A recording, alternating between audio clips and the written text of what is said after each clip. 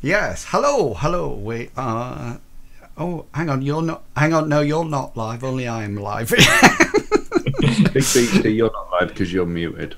Yeah. There we are. So, Are we live now? yes, you are live now. Hello. Yeah, and I think I'm really big because You are. No, you're really small.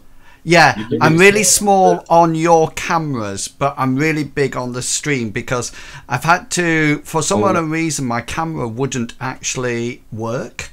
So I had to uninstall it, plug it back in, and then it worked. But it's reset all the camera settings. You look fine on Zoom on your stream. Yeah, because I've made it. I've made the box a lot bigger.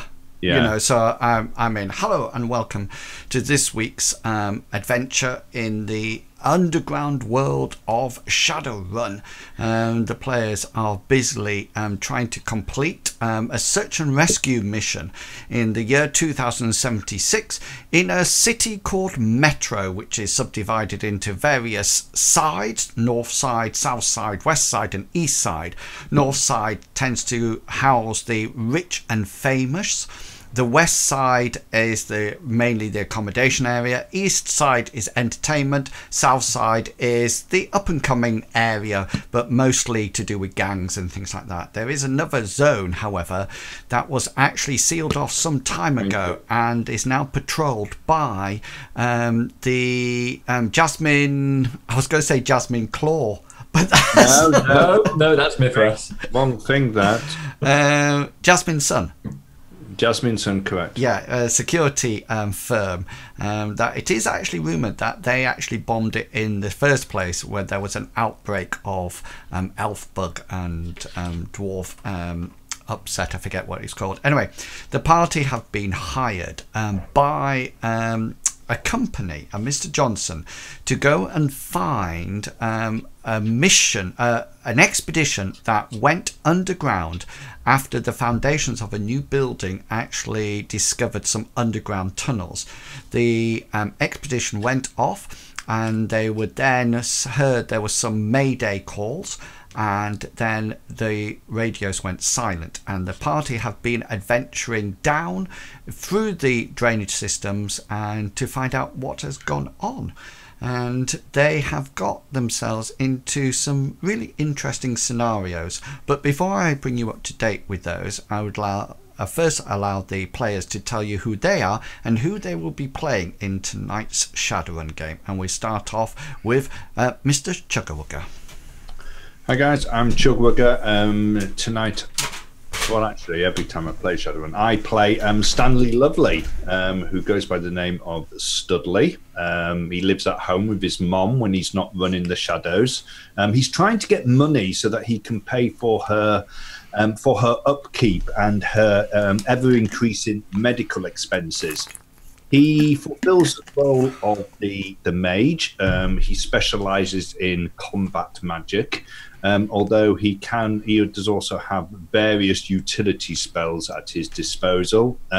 He's also the team's face character, so he's really in charge of all the social interaction, unless we need to go around it some other way, and in which case my colleague, Big Beastie, steps in. And I am Big Beastie, and I play Billy Bob, the tank of the group. So this is where I step in and I kill everyone. He brings a lot to the table in this group. He acts as like the bulletproof, bomb-proof tank. And yeah, with that, I'll pass it on to Mr. EPG, who dies a lot. Thanks, Big Beastie. Hi guys, my name's Longshanks EPG. My Shadowrun character is Bodhi. He is a youngish chap, sort of like motley ginger hair and like a scraggly ginger beard. He is the group's hacker, or matrix and that sort of thing, tech whiz. So it's his job to get into the host to get all the digital information that way. And he can do a few. He's got a few other kind of tricks up his sleeve as well. He can do a little bit of shooting, and hopefully one day he'll learn how to brick a gun and that sort of thing. And that doesn't include getting a brick and a gun and going bang. Yeah, I'll pass it on to Inlos because I don't think he's ready yet. Yeah, no, I am. I was just tweeting stuff He out. was being reprimanded for typing right the way through the introductions. And I'm frantically trying to get everything up and running, ready for the adventure due to my my watch Tardiness. record. My camera deciding not to work. I think I need a new computer. I've decided. That's Need one of them. yeah. That's what I've I decided. like one of them. Yeah, I definitely need one. I definitely need something. Right. Yes. So, do you know, Discord really annoys me when it goes onto that games bit. You know, when you first open it up. And you know that new update set it so that it doesn't. Probably. I probably can, but I sort of like look around and there's patch notes for Black Desert Online. Do I really need to know that? No. No, not at all. Anyway, yeah, so let's get on with the adventure. Ready to rumble. So basically, and do correct me if I get this wrong at any time, you headed off down what appeared to be a sewage system, a drainage system to start off with. You then descended down one level. On one level you found an alligator, which you dismissed quite effectively, and some kind of ritual site. You then went down a level. You abseiled down or climbed down into the second level, and there you found a live expedition person who was crawling away with some kind of giant snake attached to him, which turned out to be a naga. You also found a chasm that meant that you dropped down to the level below. And yeah, that seemed to be some kind of the remains of the underground system, the tube system from the contaminated zone, where you met Eliza, who was a shaman, who then gave you valuable information about Enrico, who she knows is up above somewhere. You did that by dismissing a earth elemental or spirit. Okay, so you then went back upstairs, and you've been following the RFID tags that the previous expedition have downloaded and left with time stamps on it.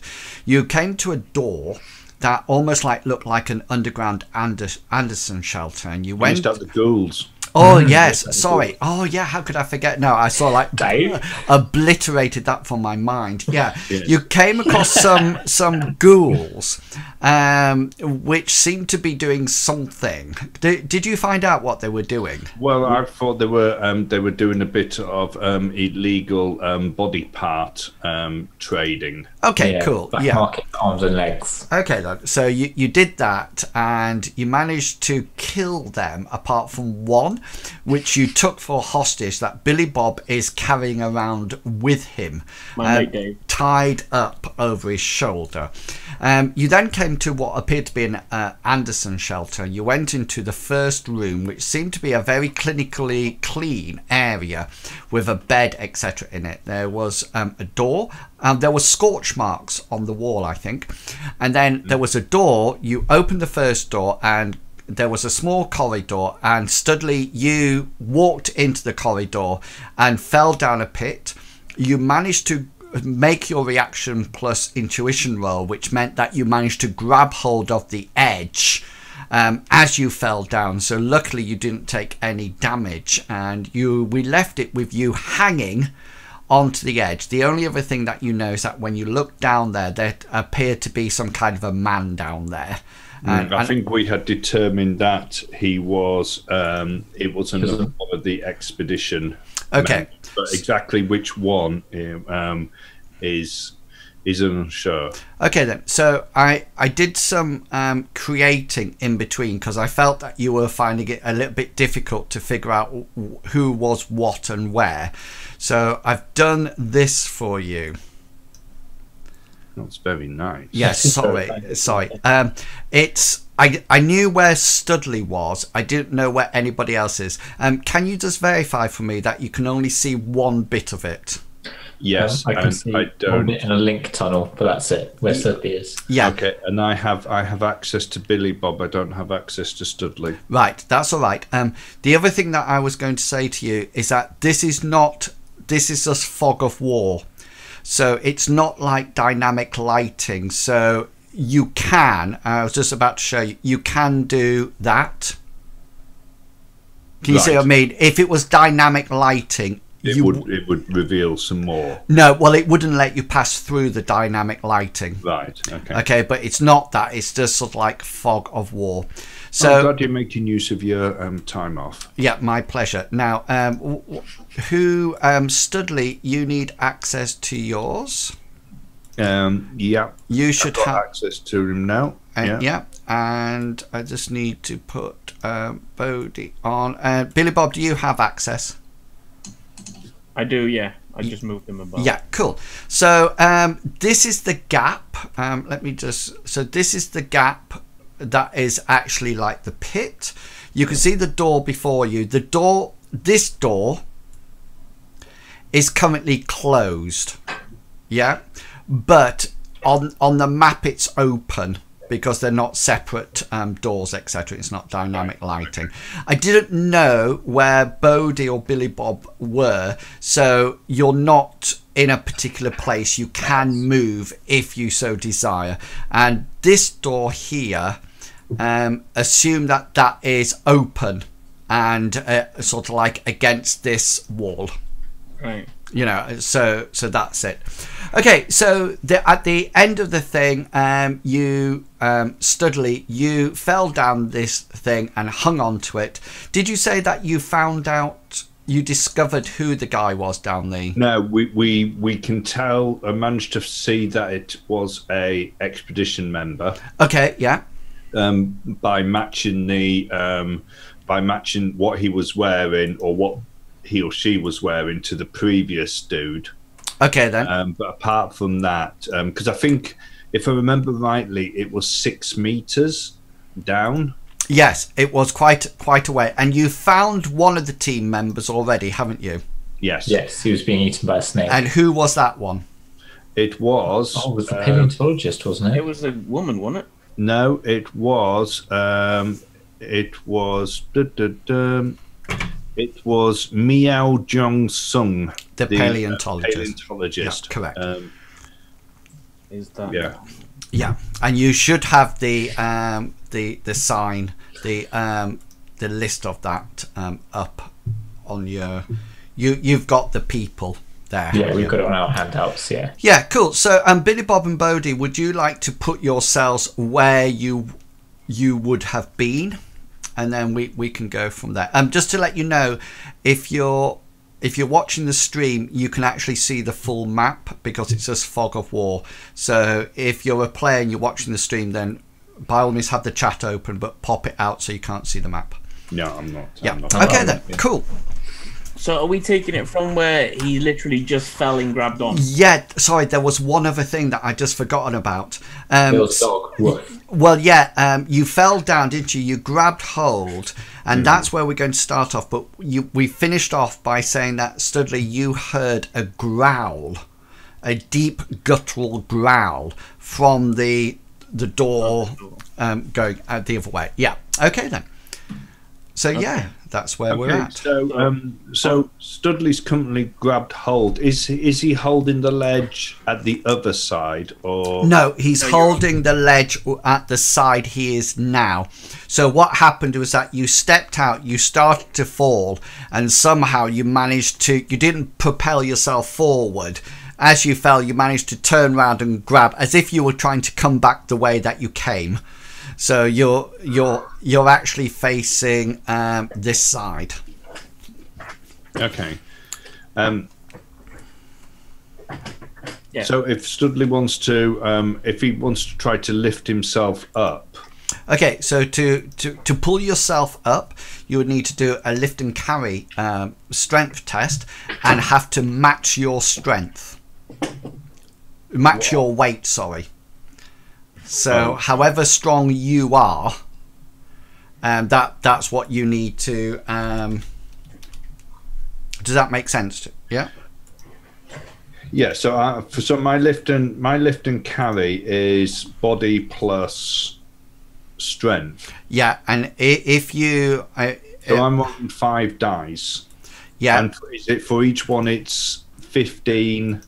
Yeah. So if when you roll it, hang on, I'll just roll it for an old character, and then you'll be able to see what it comes up with. Because off the top of my head, I can't remember. I think it's 15 kilograms per. Yeah, it's something like that per net hit. Here's lift and carry. Okay.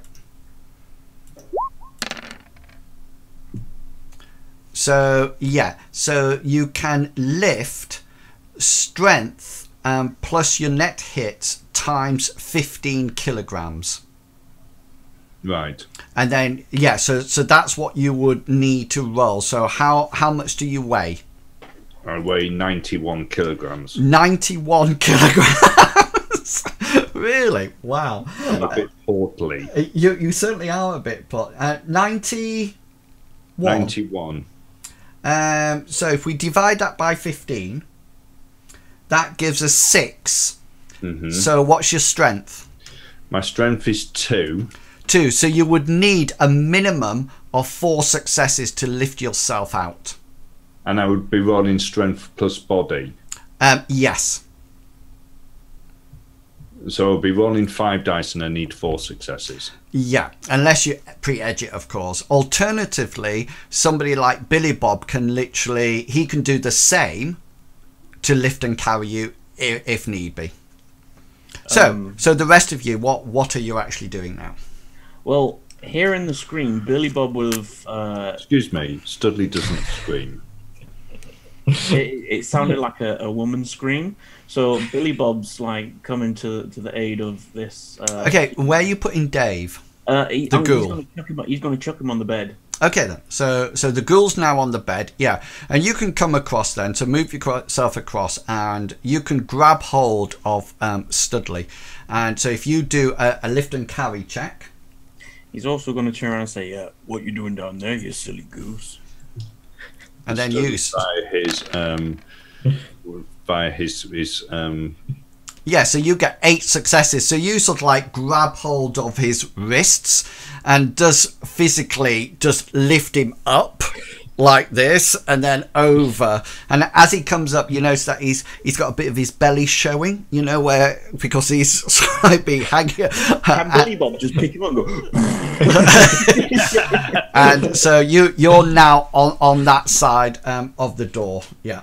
Studley's going to sort of like with his glasses on, he's just going to push them back onto his nose, and whenever he's speaking at the moment, he's speaking by his subvocal, yeah, to the rest of the team. He's going to say, yes, I seem to have triggered a trap. There is, I think there's another member of the expedition down there as well. So Studley shows Billy Bob picks you up and out of the pit. The pit closes. So it's almost like on like a flap thing. And so once you open it, I'll just draw it on for you, and then you can see. So it goes that way. I can't see. I can't see it. Oh, right. Yeah. Yeah. Yeah. So as you stood there, both of them go, and now they've come back up again. Okay. Studley wants to start looking around for something that he might be able to put across the gap. I mean, the first thing you look at to see whether or not the bed is wide enough to push across so that the feet are on the other. Well, first of all, the first thing he's going to look for is to see whether or not there's, from where he thinks that the trap opened at the other end, whether or not there's a ledge or anything, or whether or not it goes right the way up to the door? No, there is a small ledge, because you can literally see the ledge on your side on the map. But remember that there's half of that. Right. Because the door is closing on it. So I'll just put the door on the opposite side for you. So literally,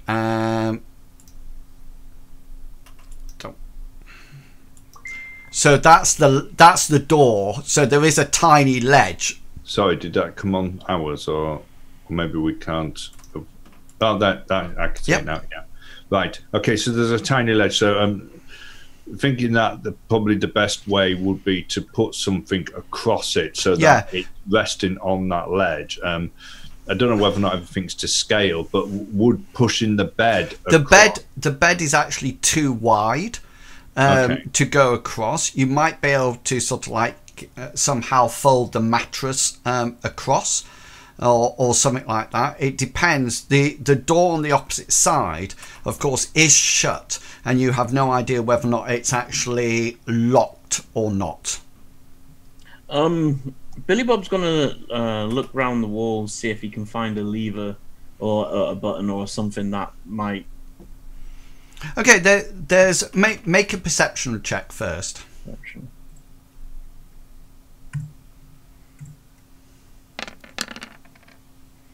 Yeah, there's no actual buttons or levers on this side of the door, but you do figure that it's probably some kind of mechanical trap rather than an electronic trap. So the chances are that you will be able to maybe wedge it, or it seems that it's almost like spring loaded. So it's being operated via weight rather than anything else. What type of door was it? Is it something that could maybe be torn off its hinges and put across, or? Yeah, I mean the door, you can try to do one of two things. You don't think physical strength is going to pull it off, despite how strong Billy Bob is. You might be able to unscrew it or disconnect it in some way with the appropriate tools, or you might be able to wedge it open with something. For example, you were mentioning the bed. There's a mattress on the bed. You might be able to almost like fold the mattress, and sort of like wedge it in there. Yeah, I was thinking more wedge it into the trap. I was thinking more of taking the door off and putting it across the gap. Okay, then. What about the underneath the mattress and the bed? Is there wooden slats? No, it's like a solid metal frame. Oh, it's like you get in fallout shelters. So it's everything in here is roughly metallic. So does anybody have a mechanical skill of some description? Billy Bob does. No, I don't.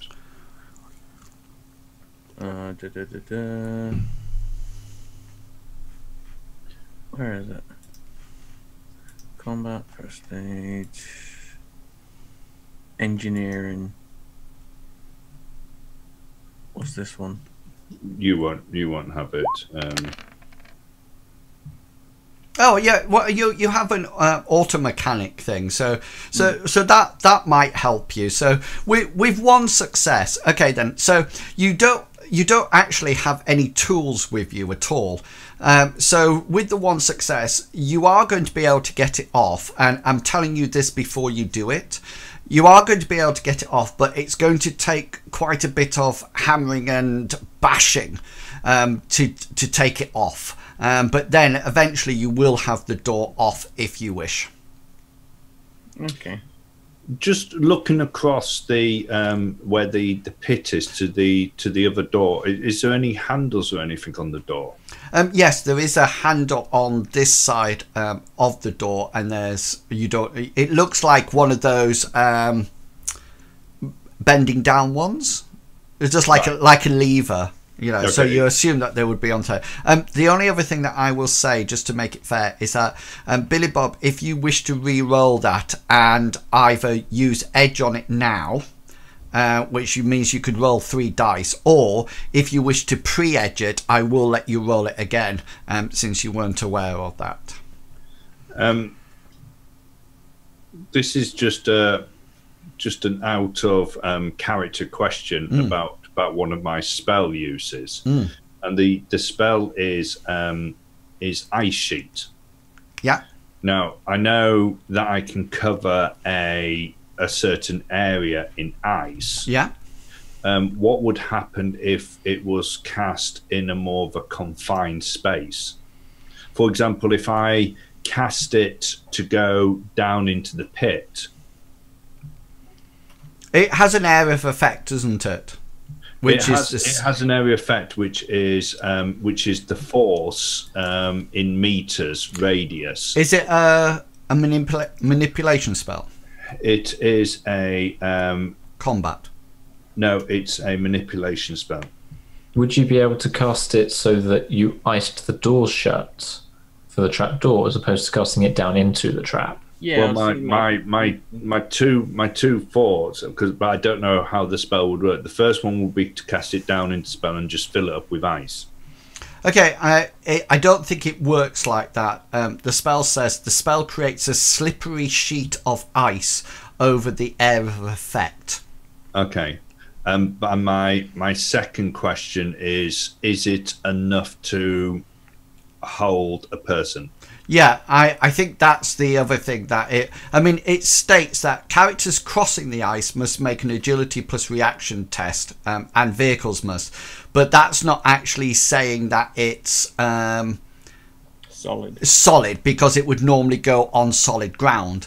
I think the only way for you to find that out is to cast it and see. Right. Okay. We chuck Dave across his. That's why you brought Dave. Guinea pig. Okay.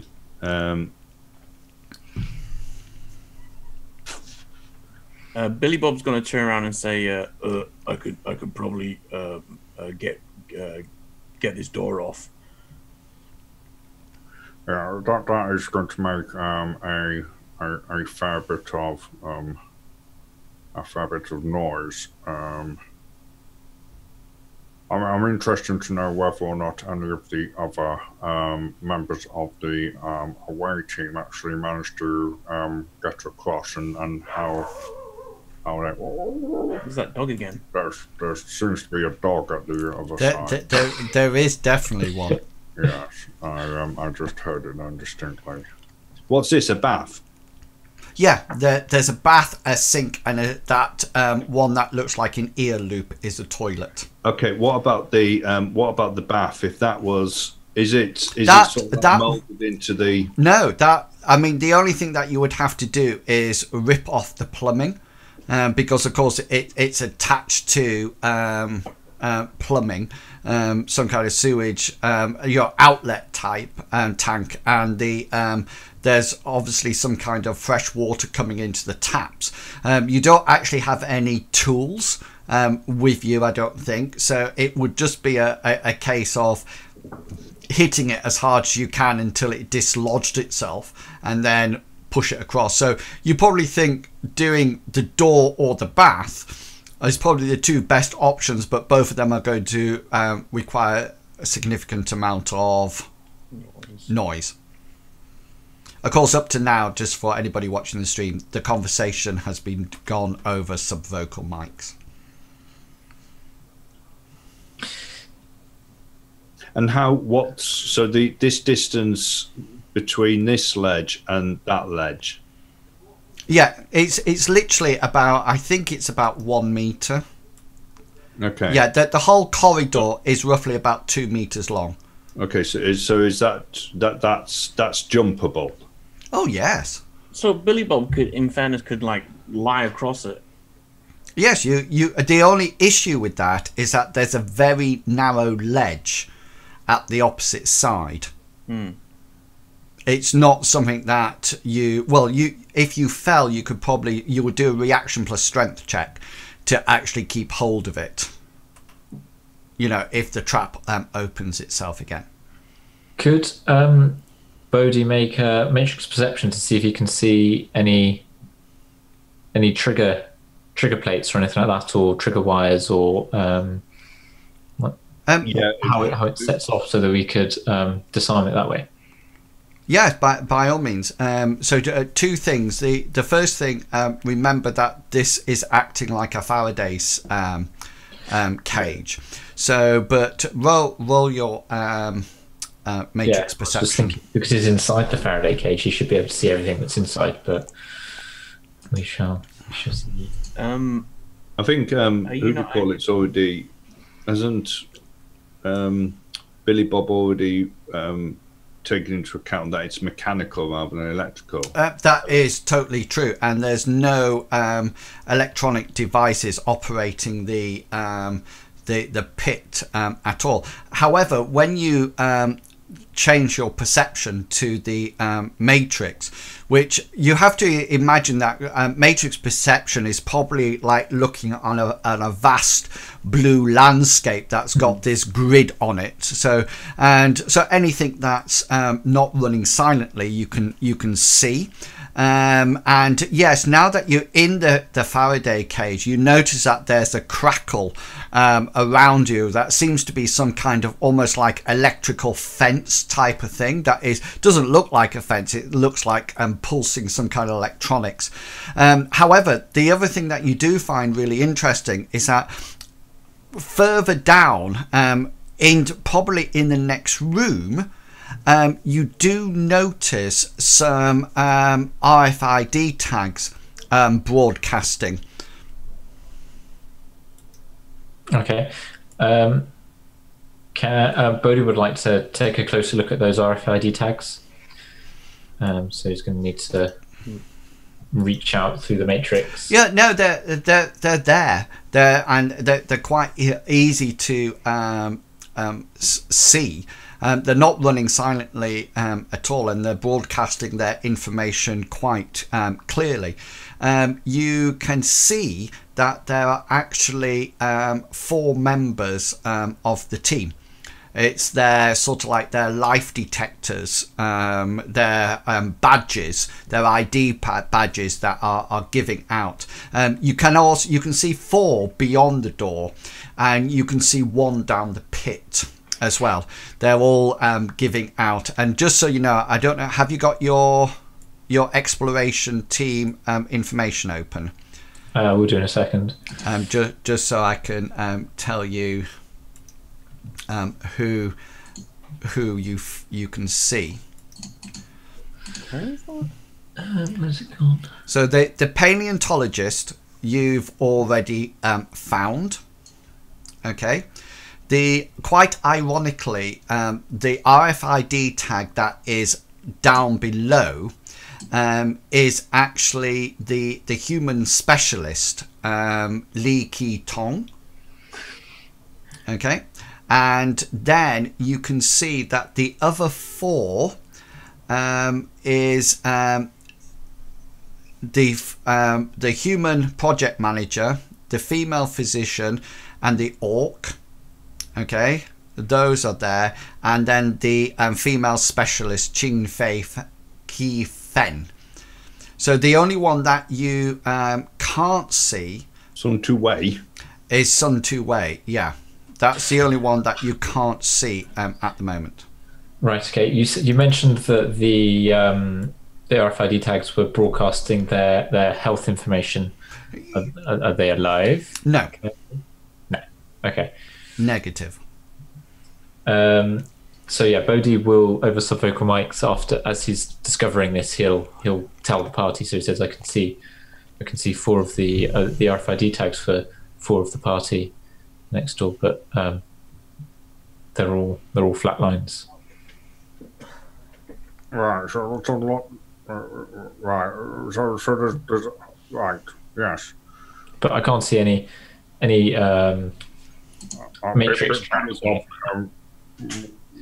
we need to get across this pit, and we need to do it now. Right. So Billy Bob's going to start. He's going to start like ripping on the door. Okay. So do you wish to make your roll again, or edge it or pre-edge it, or do you just want to take the one success?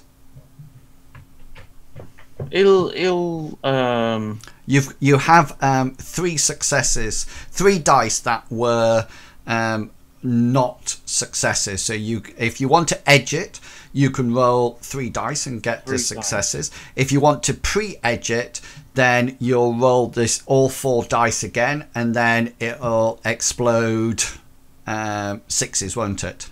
Yeah. And the limit will be removed as well. I think, in fairness, I've already rolled it, so I'll just like re-roll the. Okay, so is it like a brute force thing that he's doing, or is he? No, he's not trying to rip it off. He is trying to sort of like make do with makeshift stuff that he can find around, that he has with him, using probably his hand blade as well to sort of like try to prise off the hinges and things like that. Right, so am I doing that? I just click the edge and then. Just roll 3 dice. Just roll 3 dice. A normal roll down at the bottom, and where it says just roll. Dice 3.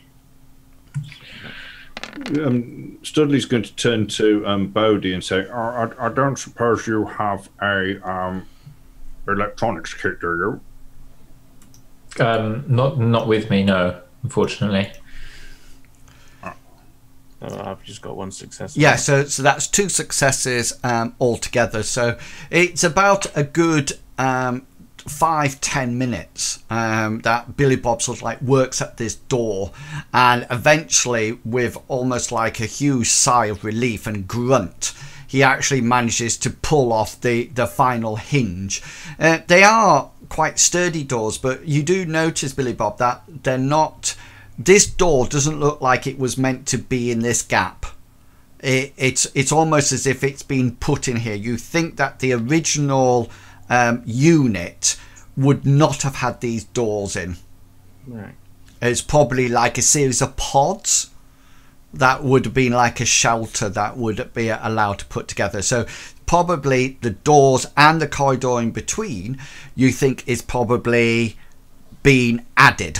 Rather than anything else. Makes sense. Okay. So Billy Bob's got the door off now, yeah? Yeah. So you can. Are you leaning it across the gap? Is that the plan now? He's going to try and get it across so it's like on both flips. Yeah. So you. Studley's going to use his keen eye and his logic to see whereabouts.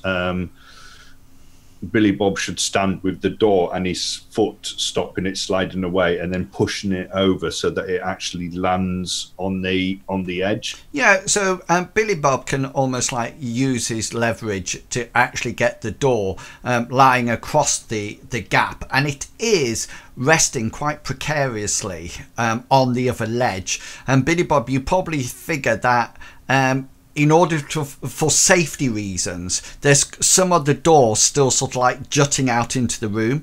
It's not completely across the gap because it's a lot bigger than that. But you figure that in order to be successful, it's probably a good idea if somebody or some people stand on this end of it. Yeah. Yeah. While somebody else goes across. So if it does flip off the ledge, you know, there's somebody keeping it so it doesn't tilt altogether. Suddenly will pull up his trousers up onto his waist, and he will put both feet onto this edge of the door to secure it soundly. Okay.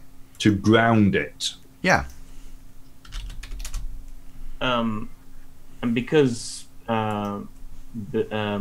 Billy Bob doesn't know how much weight this door can handle, he's going to suggest that Bodhi, like right. Bodhi nods. Hang on, isn't Bodhi very injured? I've got a few cracked ribs. Yeah, and a bit of damage from all my falls. How many physical boxes do you still have? I'm on 5 out of 5. 5 out of 10. Sorry. 5. And how much stun are you at? No stun. All physical. Yeah, so you're at 10-5 then. Yeah. Okay, so Billy Bob's gonna just turn around. Then he's gonna just watch Dave. Then I'll do this. And also, it's probably a good idea, Billy Bob, because Studley had dogs or a dog next door. Billy Bob hates dogs. So you might get jumped on as soon as you open the door. It might be friendly. Either way, it might be a friendly hug. So, but yeah, Billy Bob's gonna like gingerly start walking across this door. Yeah, so you start to do the classic sort of like shimmy across a little bit at a time, you know, and sort of like as the huge orc starts to go across, both Bodhi and Studley, you feel that this door, you know, it's on the ledge at the moment, but it's only just, you know, because you can definitely feel the weight of Billy Bob on the other side. So it's precariously balanced. Yeah. So you're at the door now. Okay. What would you like to do? He's gonna extend his hand blade. Yeah. And try the handle. Yeah, well, the handle is just one of those lever handles, so it goes right the way down. There doesn't seem to be anything stopping it at all. So it's open. The door's not locked; it's closed. Right. Okay. But it's so not locked. Yeah. So he's gonna open the door. Okay. How are you going to? Is it that you're flinging it open, or are you sort of like easing it open slowly? He's gonna open it slowly so he can like keep hold of the door. If the door falls, he's got something. He's got a hold of something. Okay. So how far are you opening the door roughly? Is it sort of like a little bit so you can see what's in the room a little bit, or is it something that you want to, you know, open it so you can see everything in the room? In fact, he's gonna fling the door open, and as soon as he flings the door open, he's gonna jump into the room. Into the room. Okay, cool. Right, I am going to show you what you see. Okay, so you actually jump into the room and you are there. Okay, this would be before anything else happens, this will be the best moment to roll initiatives, please. Let's get you on the tracker. Oh wait, I'll click myself first. There we go. Oh crap, I've still got edge ticked. No, I haven't. No. Cool. So Studley, you'll be going first, then Billy Bob, then Bodhi. Okay, then there's something else to come onto the initiative tracker in a second, but we'll see where that goes. So what you appear to see, and Bodhi and Studley, you can see this as well. It seems to be some kind of room, some kind of. It's a bit strange. It seems to be some kind of living room. Yeah, okay. Round the outside, you can see pipes that tend to be about small pipes, only about 10 centimeters at irregular, 3 centimeters in diameter, and there's this sort of like sticking into the room right the way around. Okay, the pipes are coming into the room. Yeah, as if they were going to, as if they could release something into it. Yes, they're not sticking into the room; they are flush against the wall. Yeah, right. So they're not sticking in, but you can see the holes of these 3 centimeters pipes going round. You also can see very similarly that this room is a lot more scorched than the room that you were in. Okay, you also, Billy Bob, you can also see, well, everybody can see that there's various almost like body bags lying around the place in random places. Some of them seem to be stretched out normally, some of them are sort of like crumpled up. And you also notice that it appears to be a living room, but it's completely different from the room that you've just come through. The bedroom was almost like clinically clean and this is completely the opposite. And if anything, you do actually notice that there's a devil rat hanging from the ceiling, as if somebody has killed it and sort of like mounted it up there as some kind of trophy. So devil rats are like rats but bald and quite nasty. The other thing that you see in here as you burst in, Billy Bob, it is lit, is that you see the reason for the growl. And you see in the door, just stood slightly on the table there, appears to be, it's not what it looks like on there, but I'll tell you what it looks like. It appears to be like a German Shepherd dog, sort of like size. It stands about 90 centimeters tall, so it's nearly a meter tall. You notice that its coat is as black as coal. Okay, it's almost like a panther's coat, if that makes sense. Yeah. You know, and it does sort of like looks jet black. You also notice that it's got almost like fiery eyes, and it's almost like as if something's on fire inside it. Studley, I think you have a power. Yeah, I've got both power zoology, and I've also got a paranormal critter. Well, they're both the same as far okay, as... then, yeah. So roll one of them. I don't mind if they're both the same. Nice. What? Got a success. Yeah, you figured this is a hellhound,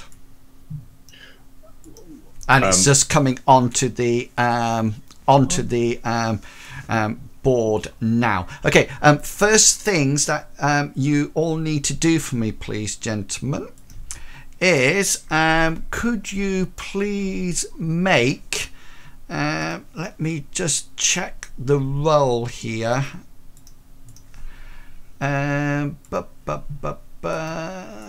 Could you all make, please, a reaction plus intuition? Okay, this is a surprise roll. Okay, normally the pass mark for this is 3. Okay, but because you've probably been expecting something, then I'm going to allow you to add 3 to add 3 dice to your reaction and intuition. Okay, you must get 3 successes or above not to be surprised. Yeah, so Studley, you're not surprised. Bodhi, so you're 3. Yeah, so roll your surprise, and then in the situation modifier, just put 3. Right, yeah. Yeah, so you sort of like burst in. Now, just to remind you, if you are surprised ever, you lose the first initiative pass. You can't do anything until the next one, so you automatically just sort of like stand there stupefied. Okay, so yeah, so we're straight in. Studley, you can see this beast, and you're up first. Okay, so Studley has... Oh, can I just remind you, I know we had, can you remember last week we were talking about initiative trackers? And sorry, condition monitors. If you wish to take anything alive ever, that's a grunt, i.e. a minor thing, then this isn't a grunt, and this will have 2 trackers. But if you ever want to do that ever, remember it's the damage that is done on the last bit. So if that last bit is stun damage, it goes unconscious. If it's physical damage, then it kills it. Okay, so just to remind you about that for future purposes. Yeah, okay then. Okay, so Studley wants to use wants to try to remember any knowledge that he has on a hellhound, especially concerning its attacks, and maybe linking that there's scorch marks. Does he know that it breathes fire or anything? No, you don't. You can't remember anything from your. All you know that these are normally pack animals, and they're often used as security animals, like guard dogs. Okay. In which case, he wants to try to cast a spell. He wants to gather his magical energy and almost like throw a punch towards the hellhound to see whether or not he can roll your clout. This is force 6, and I get a normal reaction and intuition roll, don't I, to dodge it? Yep. Yeah. So its dodge roll is 4 successes. Okay, so you're looking at 8 stun at the moment. 8 stun, and it's a -6 AP for your. Okay then. So it has so that's that plus that -6, which will make that, which would be that. And yeah, so it doesn't take. It has no hits at all. Okay, so the force of it catches it, and as it takes a clobber to the side of its head for 8 stun. 8 is stun. Cool. Right, -8. Excellent. Okay then. Yeah. So it's Hellhound's turn now, and the Hellhound launches at you, Billy Bob. It seems to have this urge to actually take rather a nice bite out of you. So.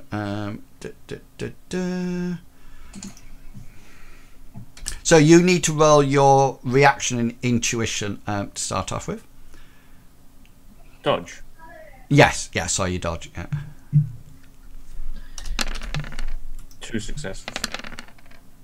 Yeah, so it gets 3, so it hits you. You don't manage to dodge out the way, so 1 success. So I'm 6, 7.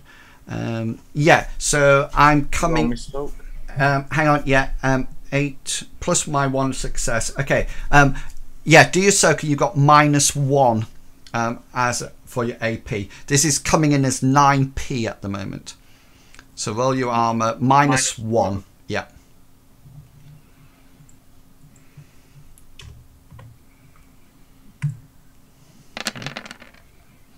$13. Yeah, so it sort of like jumps at you and it hits you. What's your physical whatchamacallit? Physical limit. It's a book where you keep track of your damage. Oh, health 11. No, above that, pig. Oh. Sorry.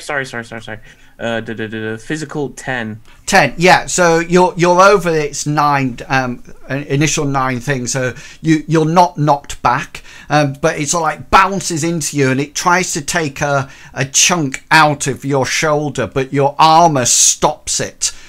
You know, you sort of like feel that the teeth have actually gone into the armor, and it got close to your skin, but not penetrating, and it sort of like drops off to one side there. Billy Bob, you're up. Billy Bob's gonna he's gonna is it Alf? Oh, I can make that anyway. Yeah, you can move and hit it if you wish. Yeah, so he's got his hand blade out. He's gonna run at it. Well, he's gonna get to it and scream, "I hate dogs!" and he's gonna swing. Okay, so I have my normal reaction plus intuition. Well, yeah, go for it. Yeah, so four successes. I get 1. So you do manage to hit it. So that's 3 successes. So what's that? -2. Yeah.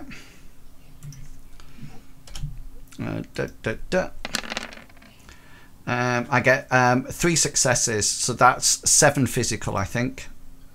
Is that right? 4, 9, 10, 11, 12. How many did you get? I got 3 successes. Right, so he's doing 9p. How many did you get on your dodge? 3. Right, yes, it is then. Yeah, yep. Sorry. Yeah. Okay then. Yeah. So you sort of like slam your blade into it. This dog lets out a howl as you sort of like slice into its shoulder. And Bodhi, you're up next. Does Bodhi have clear line of sight of this? Or not? Can he do what? Tell me what. He wanted to draw his pistol and shoot at the dog. Yeah. At the present moment in time, Billy Bob's in the way, and it's round the corner. So, do you have smart gun? No. No. In which case, no. Then. Okay. Smart gun can allow you to virtually shoot round corners. Yeah. Yeah. You can still draw your weapon though, if you wish. Yeah. He's gonna draw his weapon, and then he's going to gingerly walk across the barrier and end up there. Okay, right, guys. Change your initiatives, please. You're at 14, Studley. Sorry, I didn't. Can I see it from where I am? No. And is there any? There's no way through for Studley to get through as well. Well, you can try to go across, but remember, it's just the door is just balanced precariously on that ledge. So, I mean, you can try to push the door all the way across if you wish, but remember the pit is actually 6 foot deep. Okay. So if this door went, he's going to keep his weight on the door, but he wants to switch to his astral perception, and he wants to perceive the room. Okay. Yeah. Ahead of him. Yeah. Roll your sensing test. Is there still a background count? Yes and no. If you roll, I'll tell you. Do I need to put a -1 modifier? You still need to put a -1. I'll do it, and then you just take a 1 off if you need to. Okay then. So, are you wounded? I am. I've got a wound penalty. Yeah. Okay then. So you sort of like sense the room, and you notice that there's still a slight background count going on. But what you notice quite peculiarly is that from, can you see where I'm pinging? Mm-hmm. From that point onwards, the background count increases. And what it looks like to you on the astral plane as you switch your senses, this bit is a bit like fogginess with the one background count. From about halfway in the room, stretching out in front of you, it becomes almost like extremely red.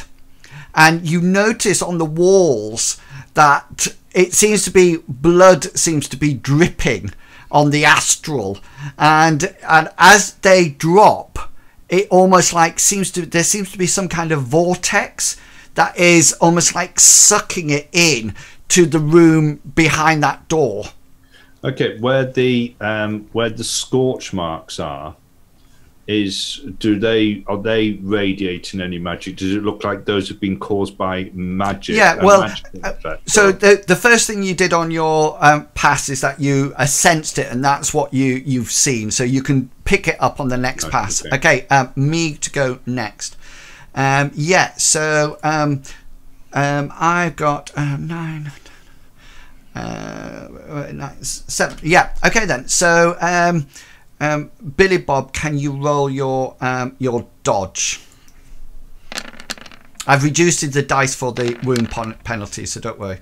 Yeah, so this dog makes another leap at you, and you manage to quite deftly sort of like almost like move with it. It's almost like some kind of martial artist. You bend with the wind, and as it comes towards you head on, you sort of like turn to one side and push it almost like past you, so it ends up here. You know, and you sort of like dodge out the way of it as it rolls onto the floor, and it doesn't make contact with you at all. And it's your turn. Right. Seeing that Bodhi's in the room as well, Billy Bob's gonna he's gonna try and get in between Bodhi and the animal. Okay. And then take another swing with his hand blade. Yeah. Cool. Boom. Oh, did I get a? I got to do a minus? No. Okay. It's only if you're dodging in the same initiative pass that you do that. Right. So sorry. Is that 4 successes? 4 successes. 9 dice. Dodge takes in damage modifiers, doesn't it? Yeah. So that's going to be 6. Yeah, it gets 3 successes, so you get 1 net hit on it. Okay, so that's 10p with a -2. Yeah, -2, thank you. And I don't take it on this one.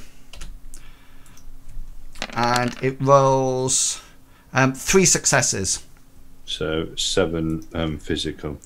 7 physical, yeah. And as this this hellhound almost like poises to strike again, it sort of like leaps up at you, and you just sort of like bring your blade round and just sort of like skewer it sort of like underneath the jaw, and you just sort of like bring it up in that soft part of the hellhound, and it sort of like goes up through its mouth and almost like through its jaw, and you sort of like, it just sort of like stops there, you know, right in front of you with your mouth open. You just sort of like flick it off to one side, and the beast dies on the floor. Yeah. Studley, yeah.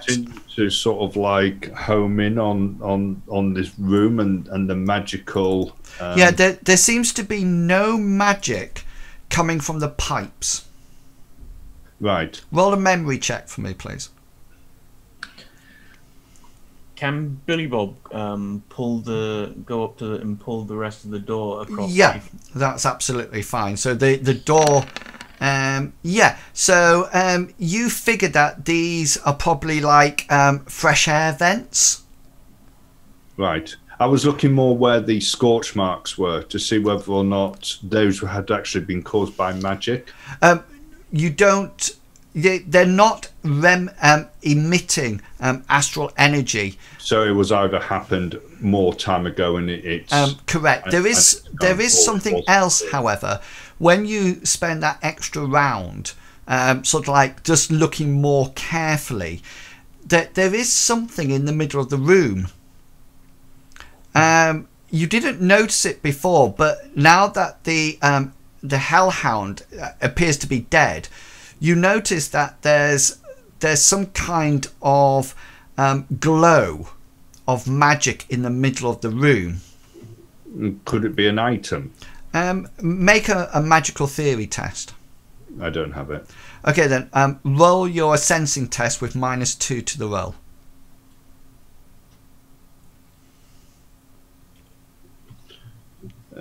Is there any other modifier for background count? Just the normal one. Yeah. Okay, so -3 then. Yeah, correct.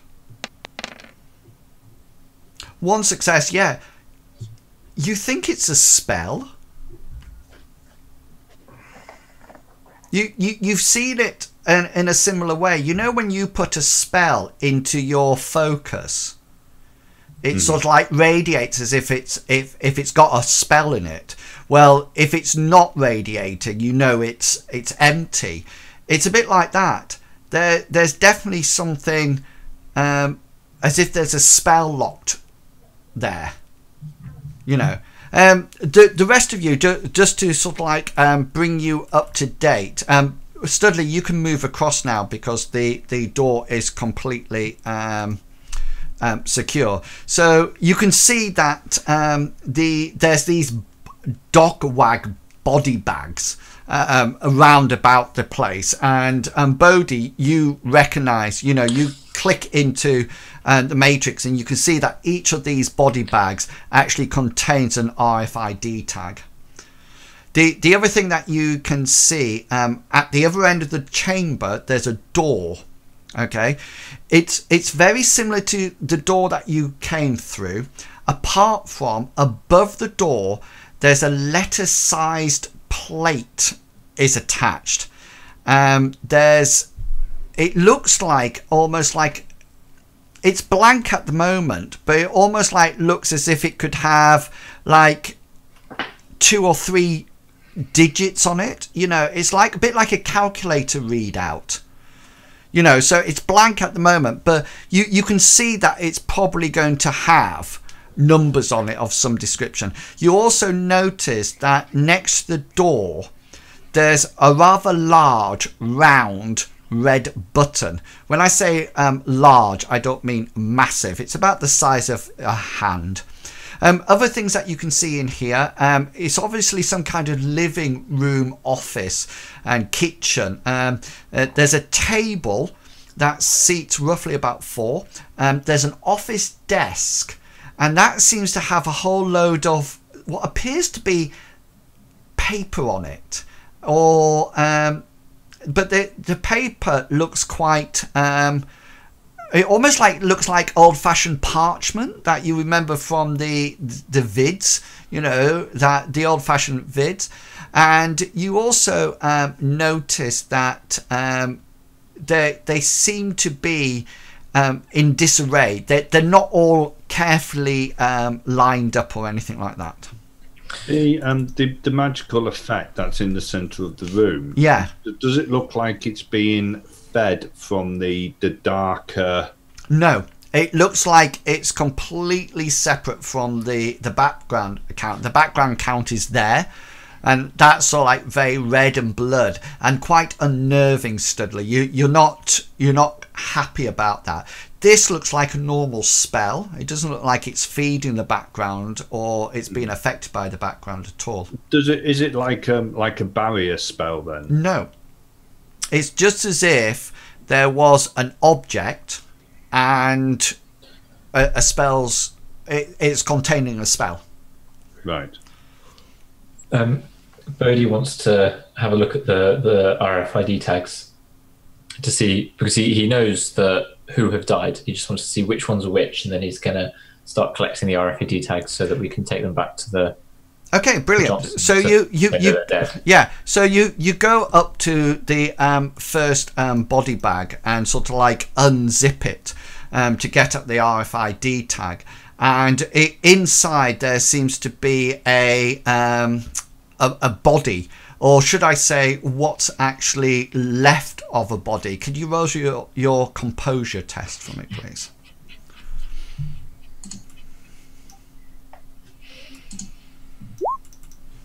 One success. Yeah, you feel a bit queasy as you notice that this body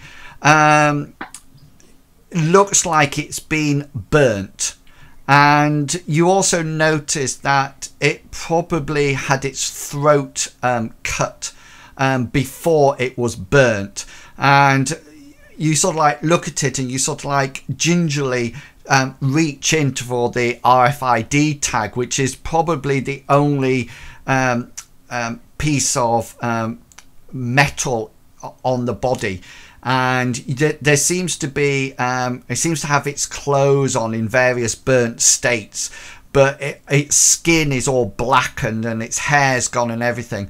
And luckily you're right next to the sink there, because as you unzip the first one, you need 2 successes to stop puking in the sink, and you open it and you sort of like reach in and you take out the RFID tag, which is almost like a name label, sort of like credit card entrance. And then Studley and Billy Bob, you see then Bodhi turn around and he pukes into the sink next to him. Gross. Studley is just intrigued by this this spell effect that's in the middle of the middle of the room. So he goes over and he almost like paces round it. Yeah. Sorry, I'm moving the wrong character. Good old. Because I have. Can he see anything on the ground? Yeah, no. There seems to be nothing in the material world at all. Nothing at all. And whereabouts does this this darkness emanate? You're in it now. So the background count is literally from halfway. So can you see this edge of this table? Mm-hmm. If you virtually do a horizontal line, a vertical line, sorry, down there, that is when the background count increases significantly. So the spell effect on the ground, is that in or out of it? It's sort of like half in, half out. Right. Okay. Can Studley gauge the difference in the background count now that he's in? Yes, you would have to make another sensing roll for that, though. Okay. And you need to take, roll it, and then I'll have a look. I'll roll it, and then you just take what you want of it. Yeah, you're not too sure, but you do know. You don't know where it's emanating from or anything like that. But I can tell you, just for ease of playing for the rest of the session, it's a background count of 3. So for all your spell effects. Okay, so Studley will know how powerful it is because as soon as he steps into it, his focus. Oh yes, sorry. Will actually just cut itself off. Yeah. So he'll know that it's. That's absolutely fine. What's the force of that spell? It was. I cast it at force. It was force 3. Right. Yeah. So it literally fizzles. Yeah. You know, and then that's it. So as soon as he steps into it, he'll feel the increased reflex. Just go. Just die. So he'll know that it's of a higher background count. I think just so we know, I think in future, you know, when you got spell effects, if you're on a token, let's put them something on. Right. And then because I normally remember inside the game, but when there's a gap. Mm-hmm. I sometimes forget, so that's because I could have told you that, and then that would be more descriptive. Yes, so that has gone. Okay, so feeding that, Studley's going to step out onto the onto the lower side of the magic background, and he's going to say on his subvocal microphone. What have we found out? Well, I've collected the RFID tags from the bodies, so that we can pass them back to the Johnson. You got the RFID tag from one of the bodies. Oh, okay. Sorry, I meant to say to pick up all of them. Okay, then. So go to the next one then, and roll your composure. Billy Bob wants to go and have a look at these papers. Yeah, cool. They're on the, they're over here on this desk. Yeah, so you go over to the next one and you sort of like start to open it, and the face sort of like looks at you, and this one's actually got one eye hanging out, and the other one's sort of like this, and you just sort of like dash back over to the sink. And vomit again. Okay. After vomiting for the second time, he says, "Can someone help me a little bit with picking up the RFID tags? I'm not doing too well over here." And he's now clutching his side because puking and then dry heaving. Oh yes, yeah, awful. And with broken ribs is not very pleasant. I forgot you. What information can you find from the RFID tags? Well, apart from the fact that they're dead, it would be nice to hand them to the Johnson for proof of death. No. I appreciate that. Are you able to read any data from it? Do you know how long they've been dead? I can. Bodhi just slumps down next to the sink and he says, "I'll have a look." And then he wants to look for a port to plug into the RFID tag if there is one. And then he wants We're also interested to know whether or not they all died at the same time as well, whether or not it was some form of error of fact. So the first one, I definitely was his throat was cut and burnt, and he was burnt. Yeah, RFID tags are minute. There's no sort of like port going, and these are actually their like badges. Yeah, you know, so it doesn't contain any archive information at all. It just contains, number one, their name, their sin, and whether or not they're alive or dead. You know, and that's about it. So the one that you've got, that's all you can tell from it. Billy Bob, what are you doing? Still sitting down next to the sink, Bodhi will go, "No, I can't tell anything from it." And Billy Bob, what are you doing? Yeah, there's all this paper there. Yeah, he's just looking through these papers, seeing if he can see anything like useful. Yeah, you start moving them from side to side. Do you have any science skill at all? No. No. And you sort of like move them, and they seem to have some kind of cryptic writing on it. You know, it looks like, you know, that awful mumbo jumbo stuff that Studley does, you know, and you sort of like flick through and think, I have no idea what this is at all. And you even notice that the paper that when you pick it up has quite a leathery feel to it, and it's quite flexible as well. So Billy Bob's going to turn around to Studley and goes, "This might be a job for you." And he's going to go and help Bodhi with these RFID tags. Yeah, so roll your composure test for me, Billy Bob. Sure.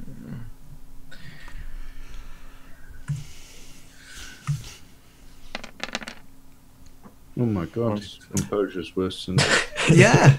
So you sort of like start to go through the body. There's one already open, but you sort of like reach in, and as you start to peel off this this like identifying card, as you peel it off, you notice that the skin is being peeled off with it, and it's sort of like a like that, and you just can't stand the sight of that. And you've got two RFID tags now, but you don't even manage to get to the sink, Billy Bob. You just like puke it straight into the bag.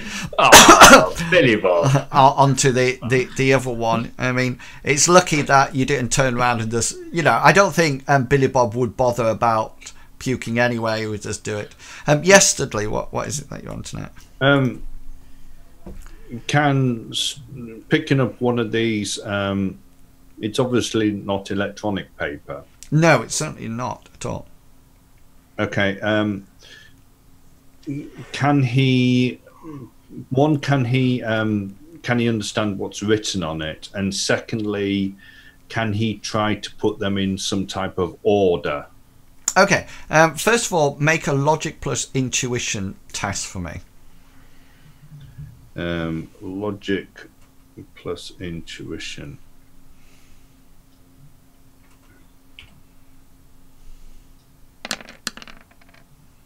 One success. Okay, then. You don't have any magical theory, don't you? No. No. Okay, so you figure that there seems to be a whole load of... it's almost like a series of hieroglyphics or something like that. You don't recognize the language at all. You do notice that it is some kind of magic. And the other thing that you notice is that as you sort of like flick through some of the books, you notice that there's quite some horrific scenes of sacrifice and things like that. you think it might be something to do with almost like blood magic or toxic magic or something like that.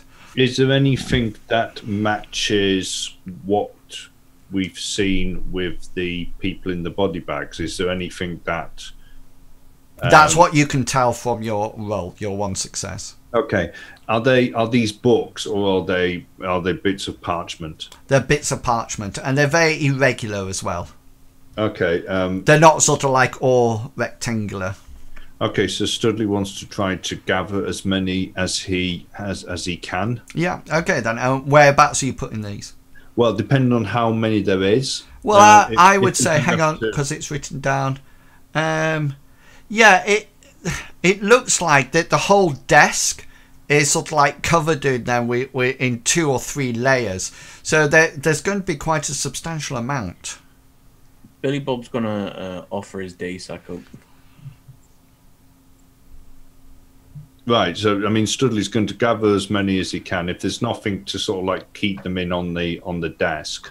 Yeah. Okay then. So he'll try to fold them up and hand them. Yeah, out. they don't fold. Right, rolled. Will they roll? Yeah, they seem to be a little bit too thick. Do you have any first aid or medicine or biology skill? No. No. Okay then. Yeah. They look. Yeah. They look very. Even when you're touching them, it feels strange. Make just a logic and intuition roll for me. It's skin, isn't it? You just hear Bodhi throwing him in the background again. Is that 2 successes? Yeah. Yeah. You figure it's human skin. And human skin, and you figure the writing on it is the ink is probably blood.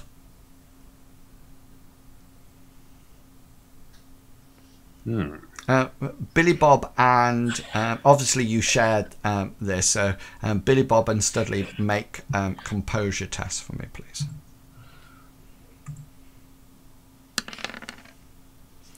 Yeah, so you don't freak out. Initially, Studley, Billy Bob, you sort of like Studley says, "Oh, I think this has been written on human skin," and Billy Bob, you just think, "Oh my God, what is all this mumbo jumbo stuff?" And Studley, you just sort of like realise and sort of like put them down for one moment to try to calm yourself. It's not horrific; it won't make you puke or anything like that, but it's certainly unnerving. So putting it all together, maybe having the hellhound and this extreme background count and how these people have died.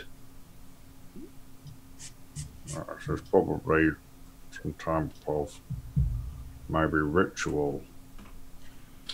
Maybe mistletoe could help. By my calculations, we're still missing one person, and maybe there's a chance that we can save him. I suggest that we do press on. Please, sooner the better. Starting to really not like it down there. Billy Bob's going to turn around to Bodhi and say, "How many tags have you got?" I've got 2. How many have you got? You can probably record the information in any case. I don't think it's, if you want to go back and try to get them out, then that is possible. There's actually some of them that you haven't retrieved. Well, there's the guy down the pit and the guy being eaten by the snake, if not. Correct. Yeah. Oh yeah, we'll leave them and just say we've. These are the ones we could find. Yeah, somebody else. You can say that the rest are down there if anybody wants to see. They are broadcasting wirelessly on the network, so on the matrix. So it's just that they're in the Faraday cage. Yeah, but what you would assume to say is that it's down there, and they might send another team down. That's why, because it's in the Faraday cage. That's why they couldn't see them from from the surface at all. Yeah. Okay. But yeah, he'll pocket the 2 that he has. Yeah, cool. As further proof of death, and then he's gonna gingerly stand up and walk to the door and say, we're pressing on then? Yes, what with my the drain that the magic has already put me under, and these ongoing background count, I don't know of how much more use I will be, but we best press on. Okay, so Bodhi's by the door. Okay, Billy Bob's going to suggest he goes through first. But again, it is like another hallway thing like the last one. The door's shut at the moment. So what Bodhi will do, because Bodhi's at the door, he will open it but step back with the door, so giving space for Billy Bob to walk through first. Okay, and at that point, so Bodhi's opened the door, and at that point we will take the break, because it's 1:30. So if you're watching the stream, then we will be back in about 10 minutes, if not sooner, just so we get a bio break, and then we'll be back. Okay, so please don't go away. Let's just hope it's not another pizza bomb.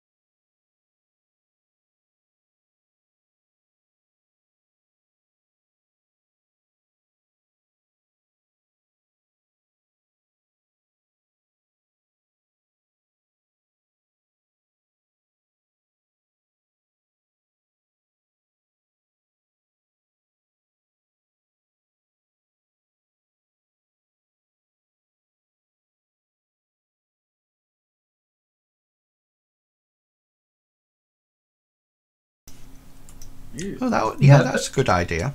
That's the best bit when you get it stuck to the roof of your mouth. You've got some saved for later. Okay, so what's going to happen next?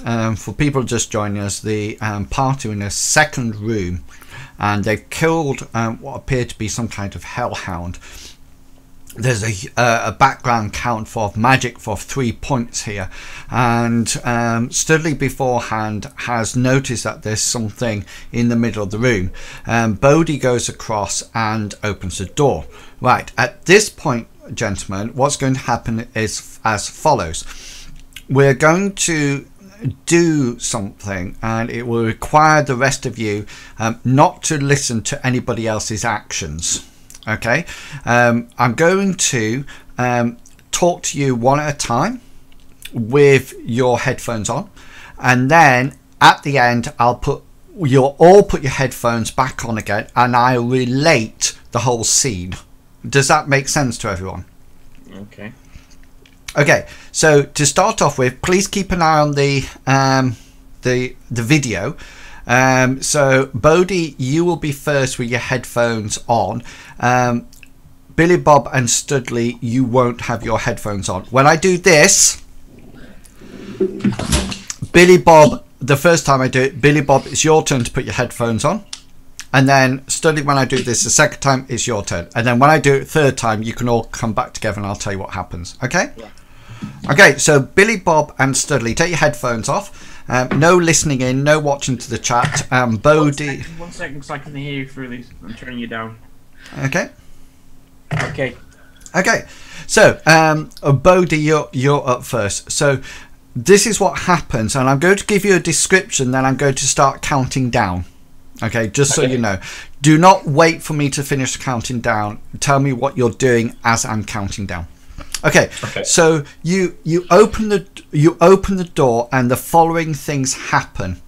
The door at the other side of the room, and near where the hellhound is, slams shut, and it comes with such quite a big force. If it's almost like spring loaded. Your door stays open, but you notice above the door where that digital display was, it's now reading 45. Okay? Right. Okay. Go. 44, 43, 42, Bodhi sees this, 41, he rips the door open as far as he can, he shouts, 40. "Everyone out!" And then he's going to jump straight through the doorway. Okay, thank you very much. Okay, you can put your take your headphones off, and Billy Bob, you're next.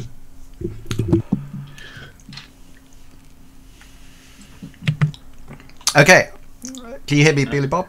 I can hear you. Okay then, so what happens is this. Bodhi opens the door. Okay, at that point, the door near the hellhound down at the bottom, slams shut with quite a huge force. Okay, in a second I'm going to start counting down. Whatever you do, talk over my countdown. Okay, I am listening to you. Okay, so Bodhi opens the door behind you slams shut. Okay, you notice that the display above the door shows 45 on it. It then starts to count down. 44. Okay, 43, Billy Bob's going to run to the door. 42. Which door? 40. The one that is slamming shut. Okay. And 40. Open it up. 39. Okay, can you make please a body plus strength check?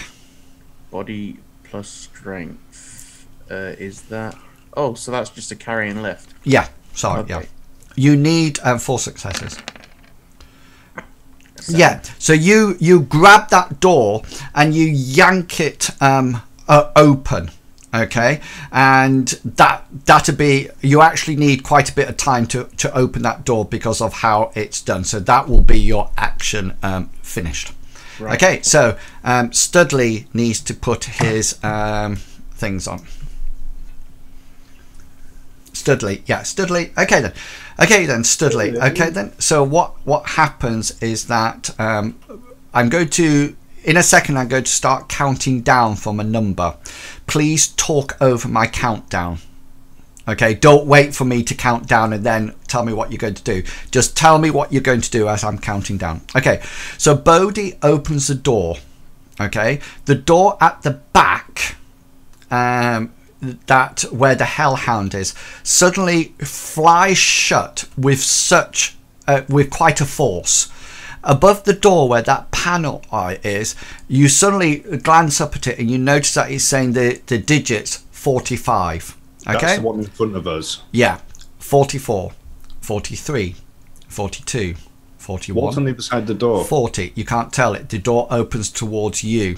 Okay, I'm going to 39, 38, I'm going to go round and 37, I'm going to go through the door 36, into the door behind. 30. Okay, right. You can all put your headphones back on now. Okay, I'm going to tell you what's happening. Okay, so this bit is just me relating. Because of the quick action, nobody got below 38 before they're counted down from 45. So this first bit will be you can't change your mind or anything at this point. You're just reacting, and that's all you're doing. So Bodhi opens the door. You then notice that the door at the far end with the hellhound slams shut.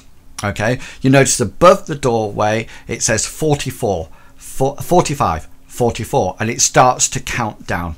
Okay, Billy Bob operates first generally because Studley, your reflexes. Yeah, Studley would be acting last. Yeah. Okay then. So Billy Bob runs across to this door and literally sort of like grabs it as of the handle and everything, and he yanks an almighty pull on it, and it comes away from the door, the door jamb. It actually bursts open. Okay, at that point, what Bodhi does next, Bodhi shouts out, "Quick, everyone into the corridor," and he moves into the corridor. Okay, as it counts down, Studley, you also, moving last, come round and into the corridor. Okay, then what happens is that the counter gets to 0. Okay, and there's something in the room behind you, Billy Bob, explodes. Okay, it's not an explosion as in a physical explosion. It's more of a spell-like explosion. Now, I do think you've got spell resistance. Do you? He has. Where has it gone? I think you have +1. Where is it? Magic resistance. Yeah. So okay then. So something explodes in the middle of the room. I'm going to ask you all to please roll your willpower.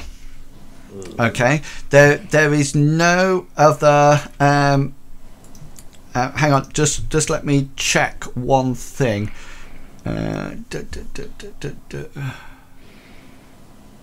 Is this where I get the +1? Yeah, so willpower, all of you, please. You don't need magic, and you don't need to worry about magic background count for this, Studley. You're just doing a willpower roll. Okay, Billy Bob, you can add 1 dice to it. The rest of you, if you have any sort of... Before people roll, am I able to use my counter spelling? No, because 2 reasons because of that. Number 1, you operate last. Number 2, you wouldn't have had an action until last.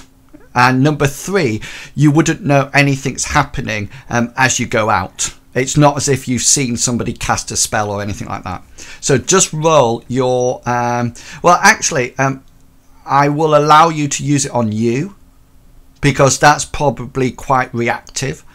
To put it up, so you can use all of it if you wish, or none of it. Remember that will have a -3 dice to the counter spelling. Yeah, correct. So you just use it as so how much counterspelling dice are you using? I have 12. 12. So if you want to put it all on you, then you're going to use 9. Yeah.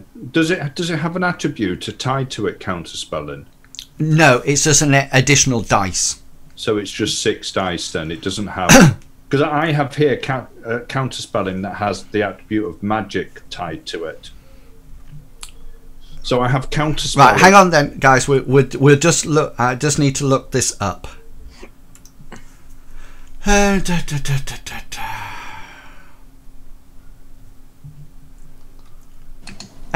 Billy Bob and Bodhi, you can roll your dice. Remember, it's just your willpower. Is there a button next to willpower? Yes. Just so you know, in Wills, I'm pre-edging mine. Yeah, that's cool. Don't know why. I just got a feeling.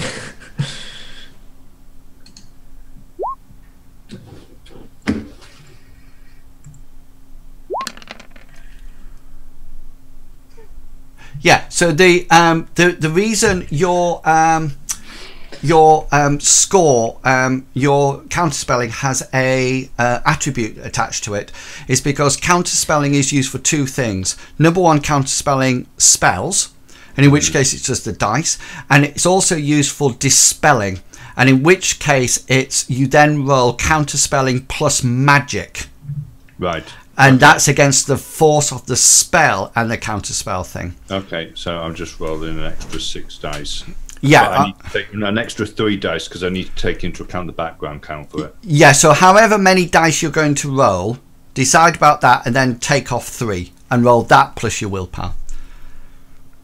And do wounds apply to this? No, because you're... oh, that's a good point. Oh, because I rolled mine with wounds. Hang on, let's just check.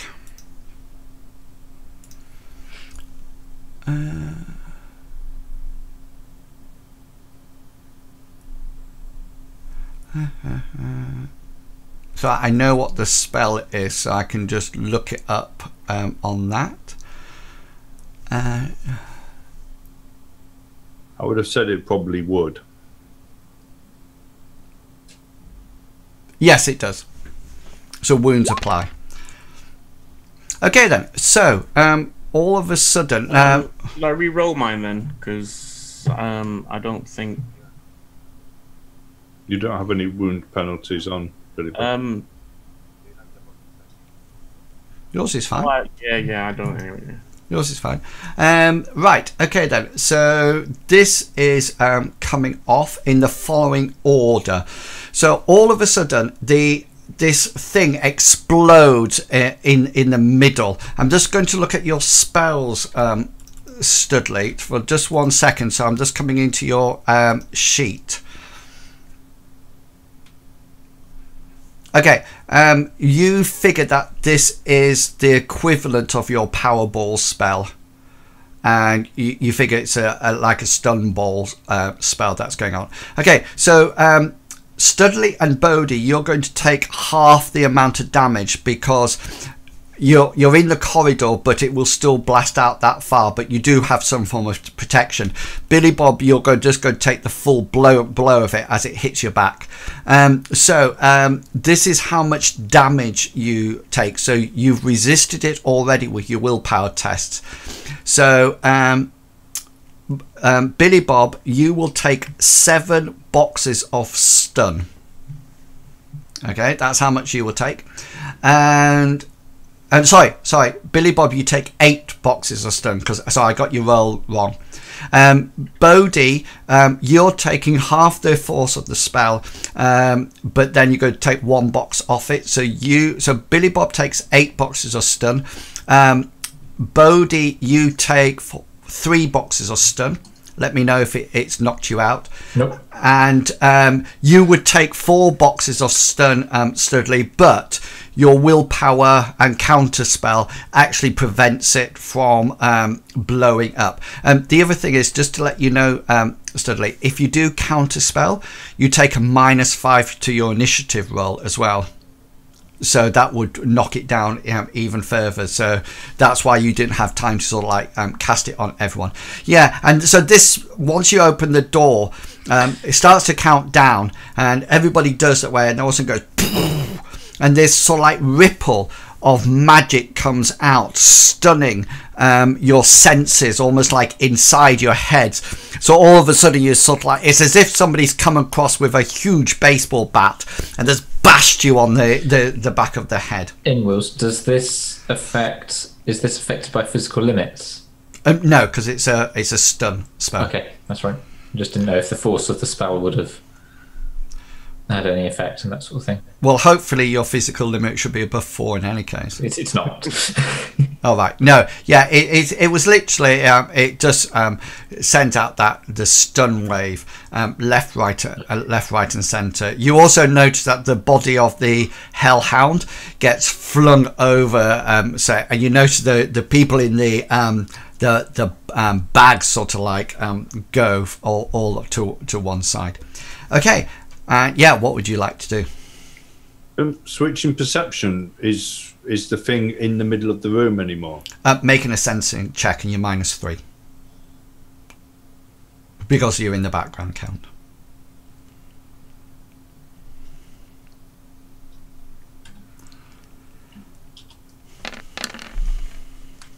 No, it's not.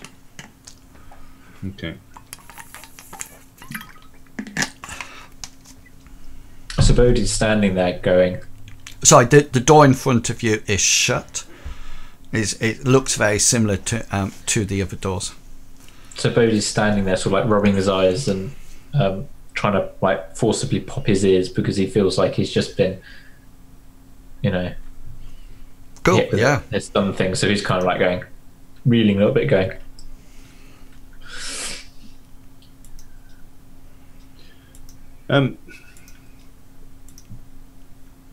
Is Billy Bob's? I didn't know whether or not Billy Bob was saying anything, and he was muted.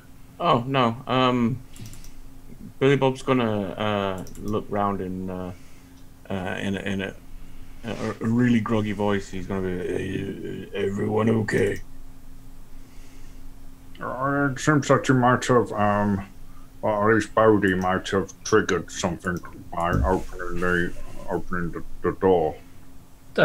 My bad, guys. Sorry. I think it's important that we press on that at all due speed. So wrong corridor, huh? Yeah. So the just to let you know that the door that was over the pit, as the door slammed, it got pushed off and it fell down the pit. But Billy Bob, you're quite lucky now because you've still got another door, and there's plenty of stuff in this that will be able to lie across it for future. To get back, so that's not won't be a problem. Took one for the team. Yeah. Okay, Billy Bob's gonna drop the door around about here, where he is. Yeah, that's and, cool. Head over, or stagger, should I say? Stagger over to the other two. It's a good job you got that. Oh no, it wasn't a good job you had that. But what? What did you actually get? You're lucky not. I got 0. You got 4-4-2-2. 4-4-2. Yeah, your roll was rubbish, wasn't it? It was. My willpower was only 3, so that gave me 4 dice. Yeah. And I didn't get any of them. No, you got 4-4-2-2. That's what you rolled. So yeah, okay, guys. What do you wish to do? What's in the corridor behind us? No, sorry, in front of us now. Oh, sorry, it's just a door. It's just like a doorway, just like the one that you saw before, the one that Bodhi opened, all the others. You really want to open doors? I'm starting to get a phobia, guys. After you, Billy Bob.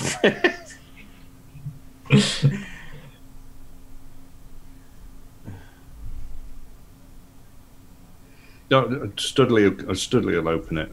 Okay then. So Studley. Sorry, I was going to ask a question. Do you know after the stun goes to 0, the health goes to 0 on the stun, you start taking physical then, don't you? Yeah, for every 3 box. But if your stun is at 0, you're unconscious. Oh right, okay. Are you unconscious? No. All right. Studley, you open the door, and standing in front of you, I'm going to describe exactly what you see, and then you'll be able to act. So the first thing that hits you all when you open the door is that there's been a definite deterioration of cleanliness and smells and everything as you walk through the base. And in this last room, it seems to be some kind of living quarters, and there's a smell of spoiled or rotten meat, or should I say flesh. You notice that all the surfaces that you can see are covered with dust. They don't look like they've been used for a while. And as you open the door, you notice 2 or 3 things. Number one, this room is actually lit by glimmering candles placed around the room. So low light is fine. Anybody with thermographic goggles on will notice that they are radiating heat. Okay, so this wouldn't be a perfect place to actually have your thermographic imaging on. If you have them in your cyber eyes, etc., your eyes automatically adjust and remove them just to give you your low light. You also see in the middle I've marked it with a star. Okay, the star is actually on the floor. You see a bent and bound human. He's sort of like lying in the middle of the chamber where the star is, and he's bleeding from a multiple of wounds. Even though you don't have medical skills, you can tell that he's probably only just barely alive, mainly because somebody with that many wounds, they're not scratches, they are deep wounds, and he's almost like with every pump of his heart, blood is sort of like oozing out of these wounds as if they've been cut right the way down to artery level. Behind him, a little bit more in the shadows than he should be, as if he's hiding something, stands what you think is a man. He's wearing a dark robe, and he's actually stood behind the man, so the guy's lying down, so his feet's towards you, and if I'm the man in the room, I'm sort of like stood here, and the man has got his left hand underneath the person's chin, holding his head back, and he has a knife that looks quite ornate, almost like sacrificial, and he's got it across the guy's neck on the table. He sort of like looks up, and he looks straight at you, and he almost like seems to have almost like no white in his eyes. They seem to be completely black, and quite eerily they seem to sparkle, as if he's really enjoying it and really sort of like reveling in the torture and the possible killing of this person. What would you wish to do? Does Studley recognise the person who's got the many cuts? Is it not from where you are at the moment, because his chin is held up, so you can't actually see his face. Okay, so seeing what's in front of him, Studley wants to slowly raise his hands as if, you know, to show that he doesn't mean any harm. But as he's doing that, he wants to use. Okay, hang on. Let's go into initiative, just so everybody's doing the things in some kind of order. Let me just clear first. Okay, you can now roll. It's just that I want to make sure that if this guy's going to do anything, then he does it in the right order. Well, I didn't. Oh, yes, I did. I thought I hadn't. 2. Okay, hang on just 1 second. Is my reactions. What's your reaction, Bodhi? 2. What's your agility? 2. Edge goes next then. Maximum or Max what? edge. 5. Current edge comes next. 1. 3. Okay, so Bodhi will go first. I'll put just let me put this this guy into the turn order, and then I can rearrange it. So it's going to be like that, yeah. Yes. Yeah. Okay, so Billy Bob, you go first on 15. Okay, so Billy Bob's gonna he's already got his hand blade out from all this going on. So he's just gonna burst through. How far is that? Far enough. Would his movement be down as well? Because he's really groggy. Only if it comes down to wound penalties, but you can still move your movement. That's not a problem. Okay, so he's gonna run towards him, screaming, "Leave him alone!" and take a swing. Okay, so are you diving over the body that table? Oh, is it a table? Yeah, oh, okay. That's the table with the body on it. Sorry, I thought you said it was on the floor. No, it's sort of like slightly high up, but you can sprint over it to him if you wish. No, he'd run round it. Okay, so you head off running around. You don't get that far actually. Okay. You get to this point here, and I would like you, please. Hang on, I just need to see what it is resisted by.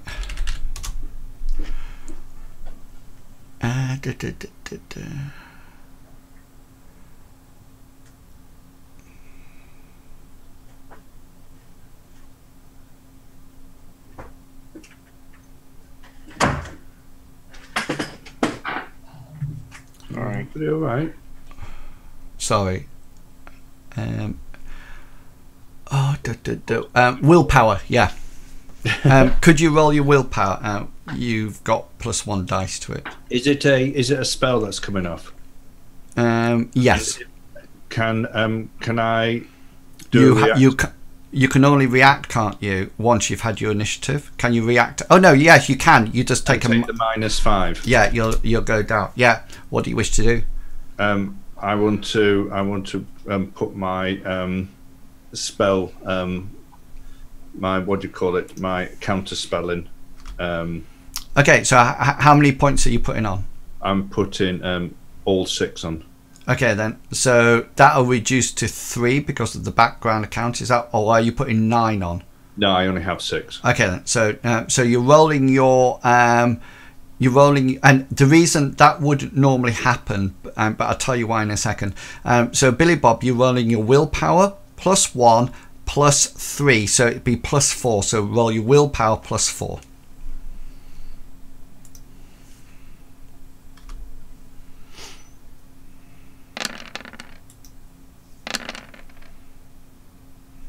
Okay, yeah, you start to run towards this guy, and something seems to almost like rise up out of the floor towards you. It seems to be some kind of huge sort of like shambling mound sort of like creature. It seems to be made up of tendrils and veins and bones and flesh, and it just comes around to you and it just sort of like embraces you completely in almost like a hug. Okay, and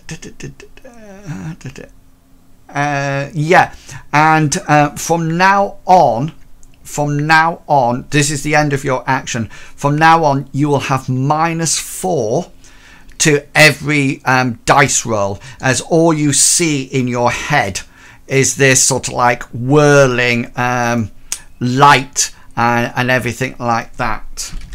I'll just put it on for you. Who's next? Me. Yeah. Okay then. So as Billy Bob charges in and gets got by this creature, what happens is that you notice that the guy straight in front actually takes out his I'm going to put this on. If it'll come on, there you go. Is that a Pokemon?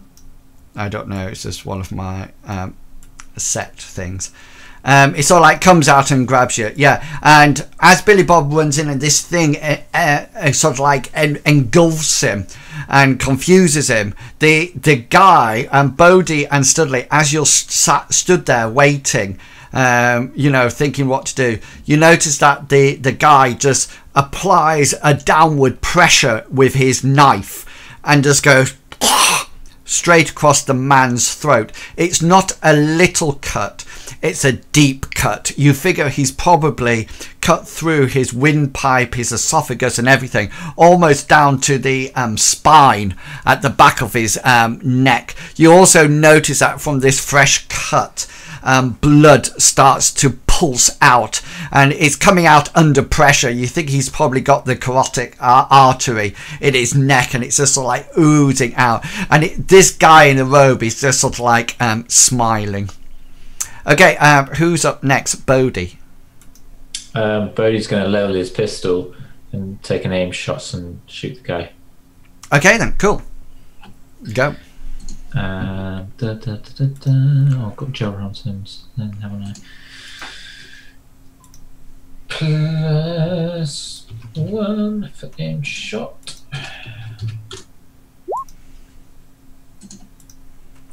Two successes. Okay, so this is my dodge coming off first.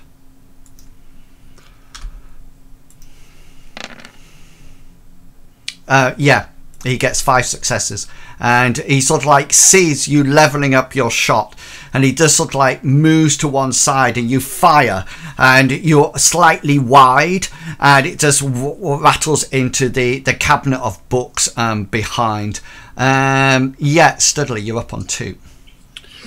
Studley wants to use a simple action to reach into the astral plane, his consciousness, and he wants to call forth his bound spirit.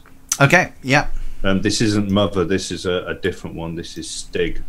And who? What has Stig's a spirit of man. He won't actually manifest onto the physical plane. But what he looks like in the astral, he just looks like a whole load of rubbish. So sort of like cool. Pile up and forms into sort of like very much like a shambling mounder. Oh right. Yeah, so this one is more made up of bone and parts of things like that. I've just put something on for you. Doesn't look anything like that. I know, but it's the only thing I've got. I know, nobody can see it in any case. It's just so I know where it is. Yeah. His other simple action, he's going to command it to aid him in his spell casting. Okay, cool. It So only has 2 services, so that's one. That would be one service gone. Yeah. Okay then. So that's the change initiatives. So Billy Bob, you are on 5.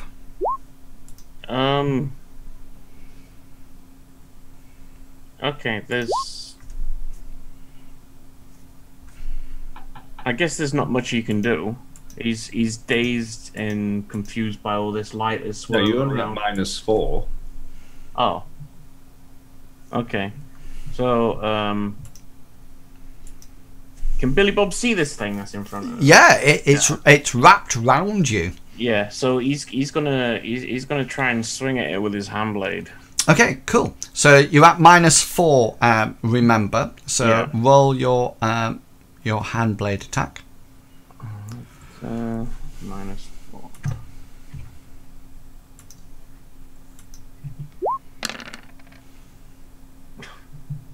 1 success.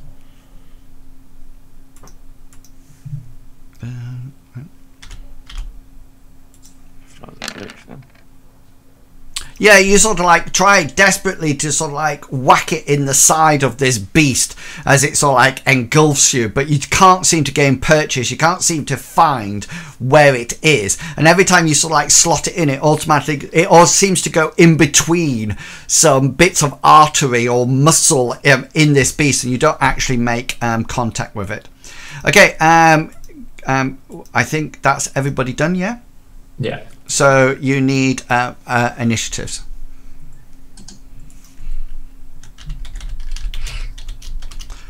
Sorry, that's no good. Just bear with me because I've got. Do we roll again, or does it just go? Shadowrun, we roll each time, I think. Shadowrun, you roll. Yeah. Yeah, because everything goes down by. Why do I look like that? Oh, I rolled Studley as being in the icon. The Asian girl with it doesn't matter. It's still your blue 6. hair and red boots. Mrs. Captain Planet. Okay, so this one's on.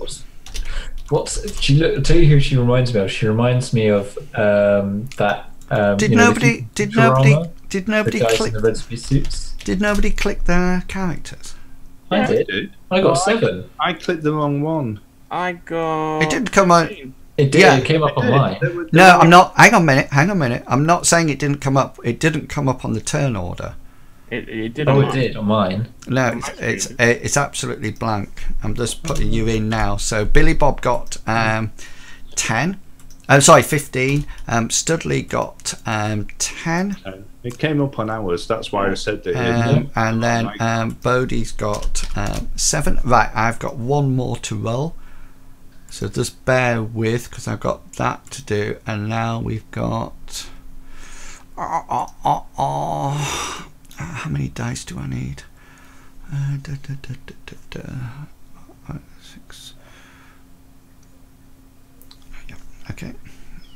And he comes in on 9 again. Right, let me just rearrange. There you go. Yeah, so the mound attacks first. So can you roll that willpower again? With a -4? Or... Yes. Willpower. There's no point. Can you not? Right. Okay then. So do you wish to edge it? I've already used the edge. All right. So yeah, you won't have any dice left, won't you? No. No. Okay then. So it's sort of like grabs round you and starts to squeeze. Can you make a body? Does your soak roll for me, please? Soak roll. Because it's got hold of you, so you can't dodge out the way. So it's just going to be your body soak. Cool. Soak. Is that a -4? No. No. Yeah, so you feel it. You can see up your arms that these tendrils are coming out from this creature and wrapping around you, and it's trying to find purchase. It's trying to find an entrance into you, and you even see some of them coming out from the creature's mouth, sort of like heading towards your face. Billy Bob, you're up. Okay.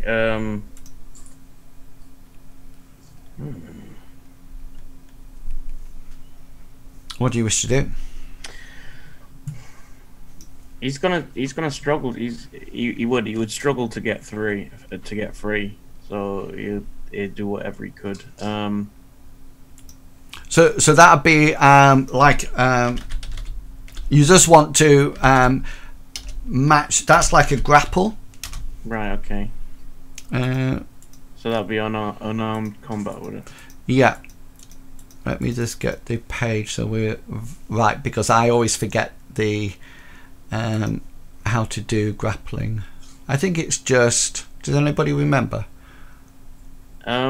He may as well just use his hand blade then. Okay, then cool. So yeah. Don't forget you're at -4. Yeah. Yeah. Oh crap. Yeah.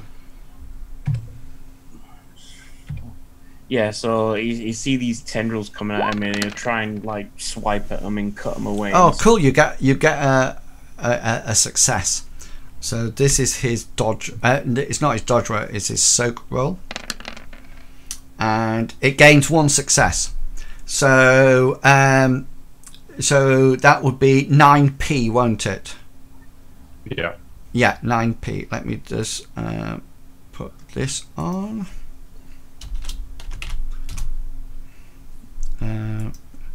Take away that. Yeah, cool. Okay then, Studley, you're up. Okay, so Studley's going to, with the aid of Stig, he's going to cast a clout spell at this. Yeah, cool. This person here. I want to pre-edge it. Yeah, cool. And now I can use the force of my spirit as additional dice. Okay. Can my spirit use one of its edge as well? So I just rolled all the dice and it counts any of them as an edge roll. So normally I will be rolling 6 dice as force 6 spell. Yeah. But I'm pre-edging it, so I'll then roll an extra 5. And any 6s would re-roll. Yeah, got you. My spirit's also for 6, so it's rolling 6 dice because those are because it's helping the spellcasting. If it uses a point of edge, can I just leave the edge on, or shall I? If it's, I might be wrong about this, but it's not giving you net successes, isn't it? It's giving you dice. Yes. So is its force that it gives you? Yes. So you will have 6 dice. Right. If you then decide to pre-edge it, then you will be rolling all those dice and pre-edging it. Right. Okay. So what you're just doing your normal clout spell, yeah? Yes. Yeah. So that'll be your spell casting plus your magic. Yeah. Plus 6 dice from your force for your spirit. Mm-hmm. Then -3 because of the background count. And however many dice you've got left, then cast it. So I'm rolling 9 dice then. Is that so? I can check it. So what's your spell casting and magic? My spell casting is 6. 6, yeah. What's your magic? 6. So that's 12. Well, yeah. So my spell casting and logic it is, isn't it? To cast a spell? Yeah. No. To cast a spell, it's spell casting and magic. To resist drain, it's willpower plus logic for you, and for a shaman, it's willpower plus. Right. For some reason, my spell casting was set onto logic. Okay. So I'm also specialised combat spells, which is what this is. Yeah. So it's spell casting plus magic. Mm-hmm. Okay. Let me just check that for you. How many dice will that be? So I think I'll be rolling 14 dice for that. To cast a spell, it's a complex action. Make a spell casting plus magic limited by your force. Okay. So spell casting plus magic will be 12, won't it? But I'm specialised, so that's 14. 14 plus 6 dice from the spirit, which will make 20. However, you need to take 3 off it, so it'd be 17 dice. Now, so it's 17 dice, and you're pre-edging it, yeah. Yeah. So what's the force of the spell? That's what I need. It's 6. All 6. I'm doing, Okay. all I'm putting in my situation modifier is 3. Plus 3. Yeah, that's cool. Because that's the force of the spirit minus the background. Yeah, that's absolutely fine. So you're rolling those dice then.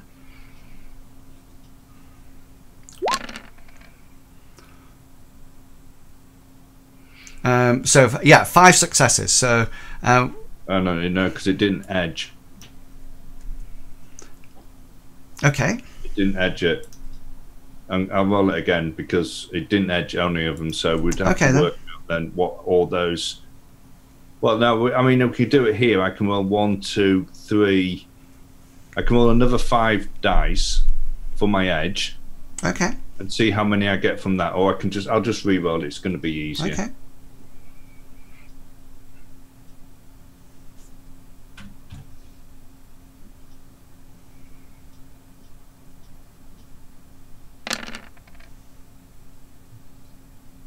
So 11 successes, yeah? Yeah. Now, which drain are you taking? Because that's not edged. Because on one of the spells you actually did it without drain, and one of the spells you actually took some drain. Well, I would do the second one because we were just re-rolling it. All right. But you don't re-roll your drain though, don't you? Right, I'll take a point of drain then. Yeah. Okay, so I need to know what's my I dodge first, don't I? Yeah. Yeah. So that's 3 9 plus when does my counter magic come in? Does it come in on the resist roll or the avoid roll? One, I'm not sure whether or not you can counter finger an indirect spell. Okay, right, hang on.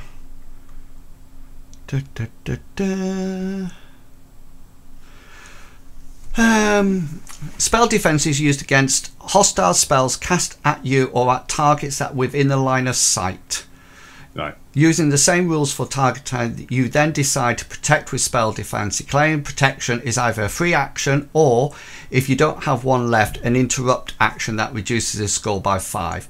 You have a pool of dice for defense equal to counter spelling skill. When the spell is cast, you may choose to use all of your dice against the incoming spell. Against each spell, you can choose. Each spell. You can protect the number of people. There's nothing there that says it will go against indirect spells. So unless it's someone else. To spell first, then. Yeah. Well, what I'm going to do is that I'm going to add it to my. I've got 6 counterspell plus 3 background count because it's in favour of me. And that's what makes it important. So that I mentioned early on. So that's 9 dice for. So this is the counter spell first. That's 4 successes, and then this is his reaction plus intuition, isn't it? So that's 10 dice there.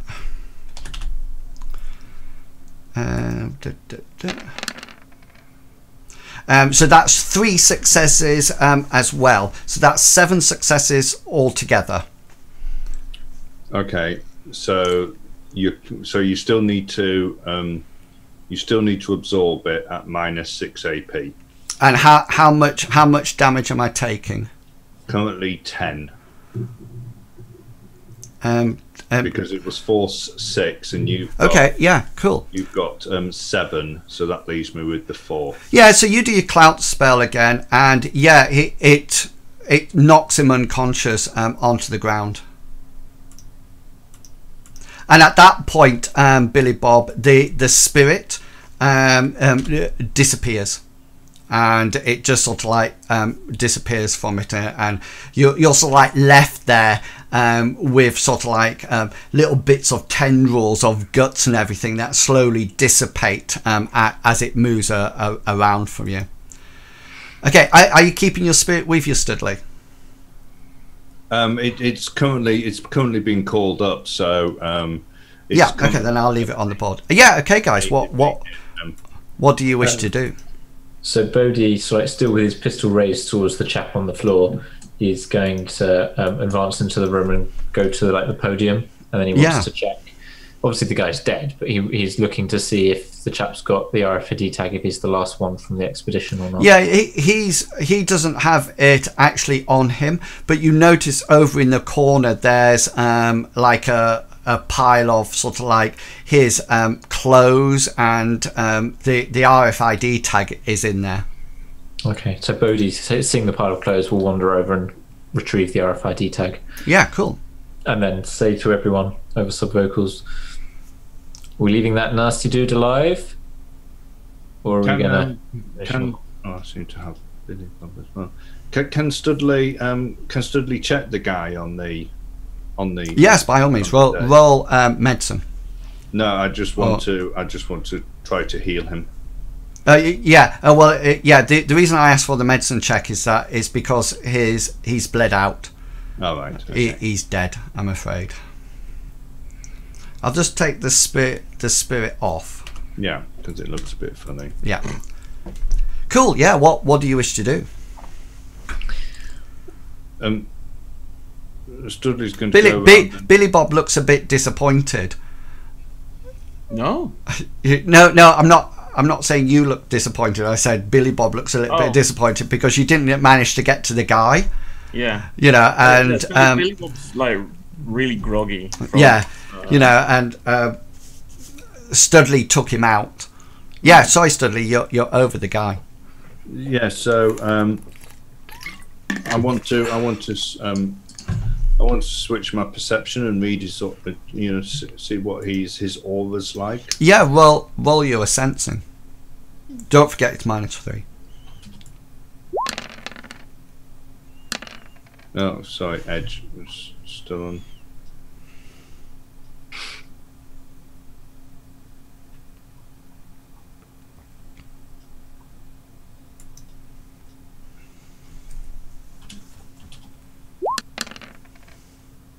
Two successes. Hang on. I just need to grab the table. Sensing. Sorry, it's in here.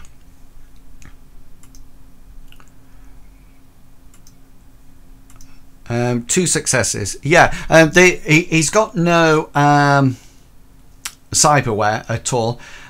You can detect the nature of the magic. He's definitely hermetic, but he's not a shaman. He's hermetic, but it's not an aura that you've seen before at all. It looks very corrupted, and you haven't seen his aura before at all. Do you think he's the chap Eliza was telling us about? With sort of like roughly where she said he might be living or used to live. Yeah, so that's hardly feasible. The question is, what was he doing down here with these poor souls?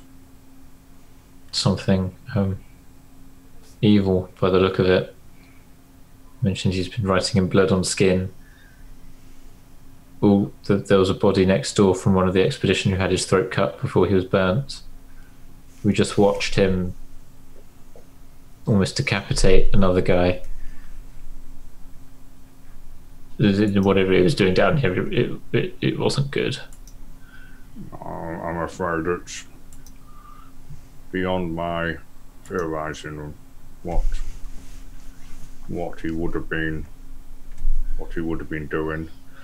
But as it is, our job is... It's finished, isn't it? I think if we head back out with what information we have, and maybe the notes that this vile man was keeping, maybe we can maybe Mistletoe or one of his acquaintances can maybe shed some light on exactly what was going on. Could do, but we're not going to be able to carry those bodies. Are we going to take care of this guy? Because I think Bodhi was like nudge the closest part of whatever the chap's body is with his foot and just say, "Not dead." No, yes, he's knocked unconscious. He's not dead. Yeah, no, I know that. I was rocking. Does the background count seem to be getting any lesser? Making a sensing test.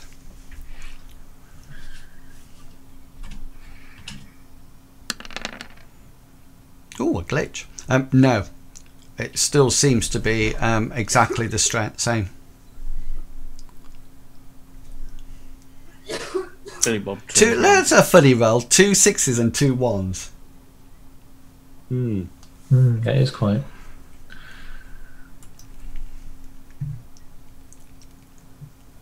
Well, I don't think. From his actions, I don't think he can be allowed to. No, I agree. Especially if the company are going to send us back or another group to retrieve their bodies. You know, he could have got up to all sorts of mischief by then. And set even more traps for us. Billy Bob's gonna take his handblade and try and stick it through his skull. Yeah, that's quite easy to do. I mean, he's unconscious, so that there's no movement involved. You sort of like pull your handblade down, then just sort of like ram it through his skull with a wonderful cracking noise and a bit of a smishing sound as it goes through. You force it through his skull and out the other side, and then pull it back out again. And he's going to turn around and say, "I'm sick of this hocus pocus crap, and I'm sick of dogs." And I'm sick of being down here. I think we should, unless there's anything else we need from this fireplace, I think we should head back up now. Yeah, Studley's going to get out his.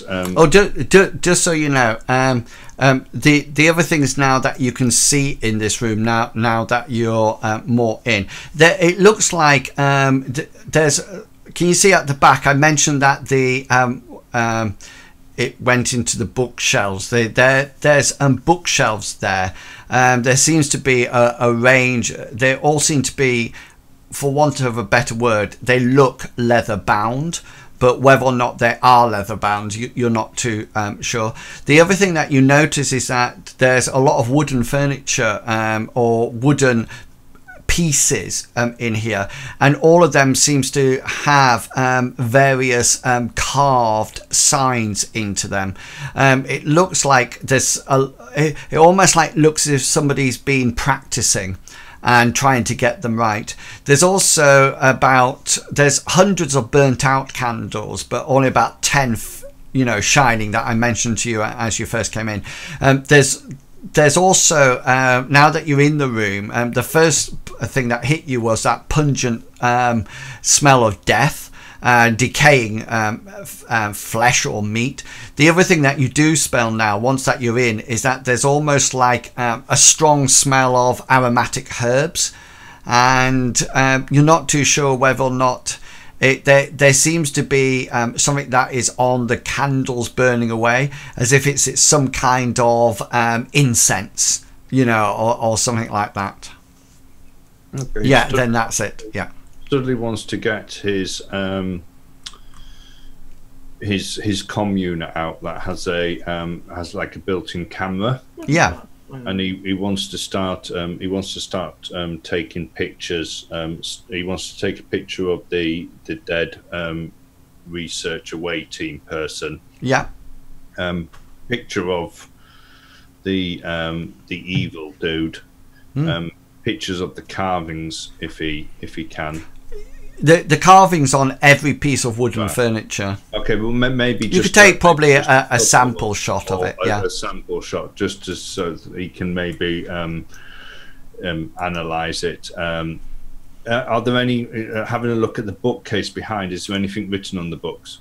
No, they seem to have this almost like this runic symbol that you've seen on the leather bound. The human pieces of paper in the other room. Right. So they don't have titles down saying so magic for dummies or something like that. They all seem to have these symbols on them. How to commit a human sacrifice 101. Yeah. Okay, and so once he's done that, Studley wants to take Billy Bob with him. It looks like he wants to go into the other room, and again he wants to take pictures of the body bags in there as well. Yeah. What does Bodhi and Billy Bob want to do while because you'll have some time while Studley is going around taking pictures of things? Is there anything that you two would like to do? Bodhi's gonna say to Billy Bob, shall we work on how we're going to get over that spike trap again, and get through that door? Billy Bob's gonna say, "I've got a door." Yeah, you do. Shall we go and sort that out whilst he's taking pictures? Let's go. Okay then. So you take pictures of variety of things, Studley, and then you put the door over the trap and manage to traverse it quite easily. And then is the idea to sort of like plot your route going back up to the top and report to navigate back up? Yeah. Okay then, so you using the map that you created on the way down, you sort of like make your way round. You climb across the chasm, but we'll assume that you buy rolls for that in order to get across. And then by the some time later, because it's about half an hour, 45 minutes before you actually get back up on the surface, and you then are greeted by the Mr. Johnson. Okay, yeah. Obviously, you show him the pictures, etc. And is there any other information that you want to hand across? So Bodhi will say, after following the RFID tags, we managed to find the away team, but they seem to have fallen foul from some sort of crazy magic guy who's doing humans sacrifice stuff. I only managed to gather three of the RFID tags from the away team, and here they are. The others I couldn't manage to. They're either lost with the body or. They're quite happy with that. They will set out. They ask whether or not the threat has been terminated, and you sort of like all reply in the positive, and they sort of like thank you for your job. He also supply them with the route that they took. If Billy Bob's happy to pass that over, so that if they wanted to retrieve the bodies, they could. Yeah, that's absolutely fine. The papers from the desk, are you taking that with you?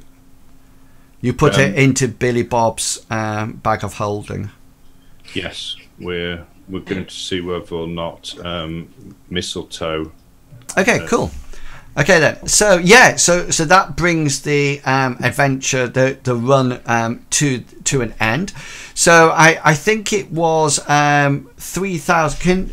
Did you do a negotiation test? No, you didn't. I failed it, I think. Yeah, no, I don't. Oh yes, because you didn't have your you didn't pre-edge it or anything, didn't you? Or have your spell up for it. I didn't have time to. So the initial price was 3,000 credits, wasn't it? Mm-hmm. Each, but there would be no net hits on it, so that would be 3,000 credits each, which is nice. They actually do provide you with an extra 2,000 each for the termination of the guy. Because they sort of like think that would be quite a nasty thing to have to go down. Karma, there's 6 karma points available. You removed the guy, so that's 2 karma points. Just out of interest, if you had conversed with him, or there was an option for things like this, if you conversed with him or anything like that and actually got him back up to safety, I'll give you a little bit more information in a second, you would have actually got 3 karma points for that.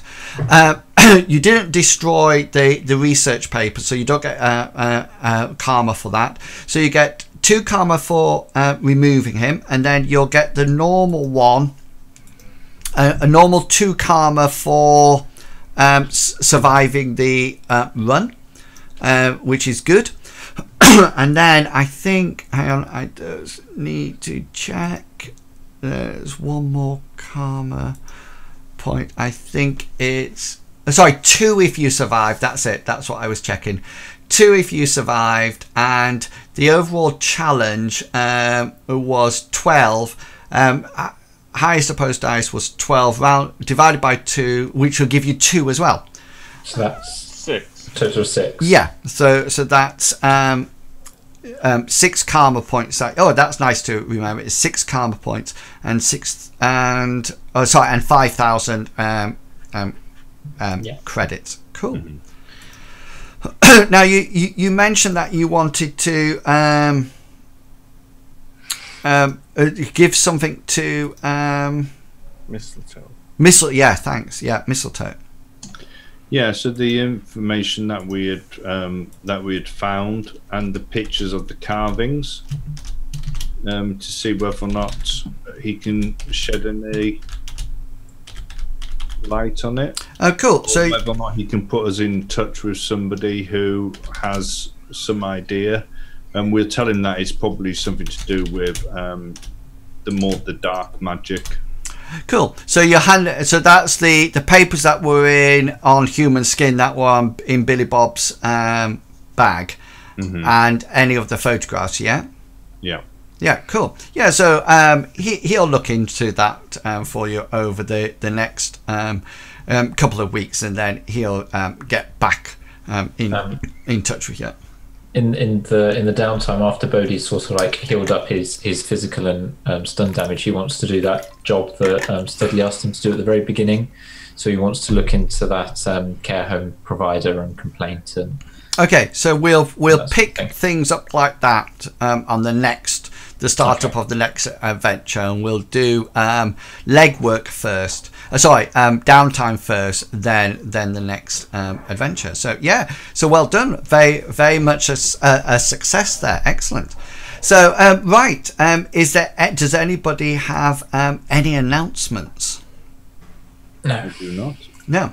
Okay, so just to let you know, if you're an RPG fan, then we will be back. Well, some of us will be back on Thursday. Myself, Longshanks RPG, and Mr. Pickles will be back. We're playing a Call of Cthulhu adventure called the Abaddon Mystery. Yeah, they're doing well.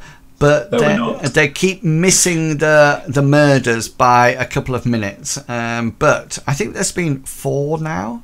There was a train. Somebody fell in front. Sorry, Orlando Reynolds train at Charing Cross. Someone was found with their throat crushed. That was the guy down in Dover. Yeah, in his prize rose garden. Major John Gower was impaled on a park railing. Yeah. And then there was Toby Roberts, who has had his back broken. Yeah. Over what looks like over the back of his leg.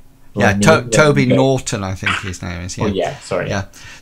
So we'll see how far they get on with the mystery of solving the Abaddon mystery on Thursday, and then on Saturday there is at 7 o'clock BST time, 1900 hours. There's Mithras then, which is a fancy role-playing game, and then that's it. If you've enjoyed tonight's show session, then please do not forget to hit that follow button and come back next week when we'll have more Shadowrun, or follow and enjoy all the other RPG sessions that we have on this channel.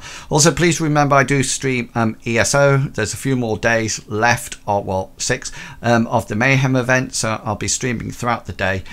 So again, keep an eye on me, and it'd be absolutely lovely to have your company with me. So it only remains for me to say in my usual way, please remember to be who you are and say what you feel, because the people who matter Mine don't matter, and the people who matter don't mind. Have fun. And I will catch you all later. And until then, consider yourself waffles. Bye. Also, Big Beastie, hashtag spoilers for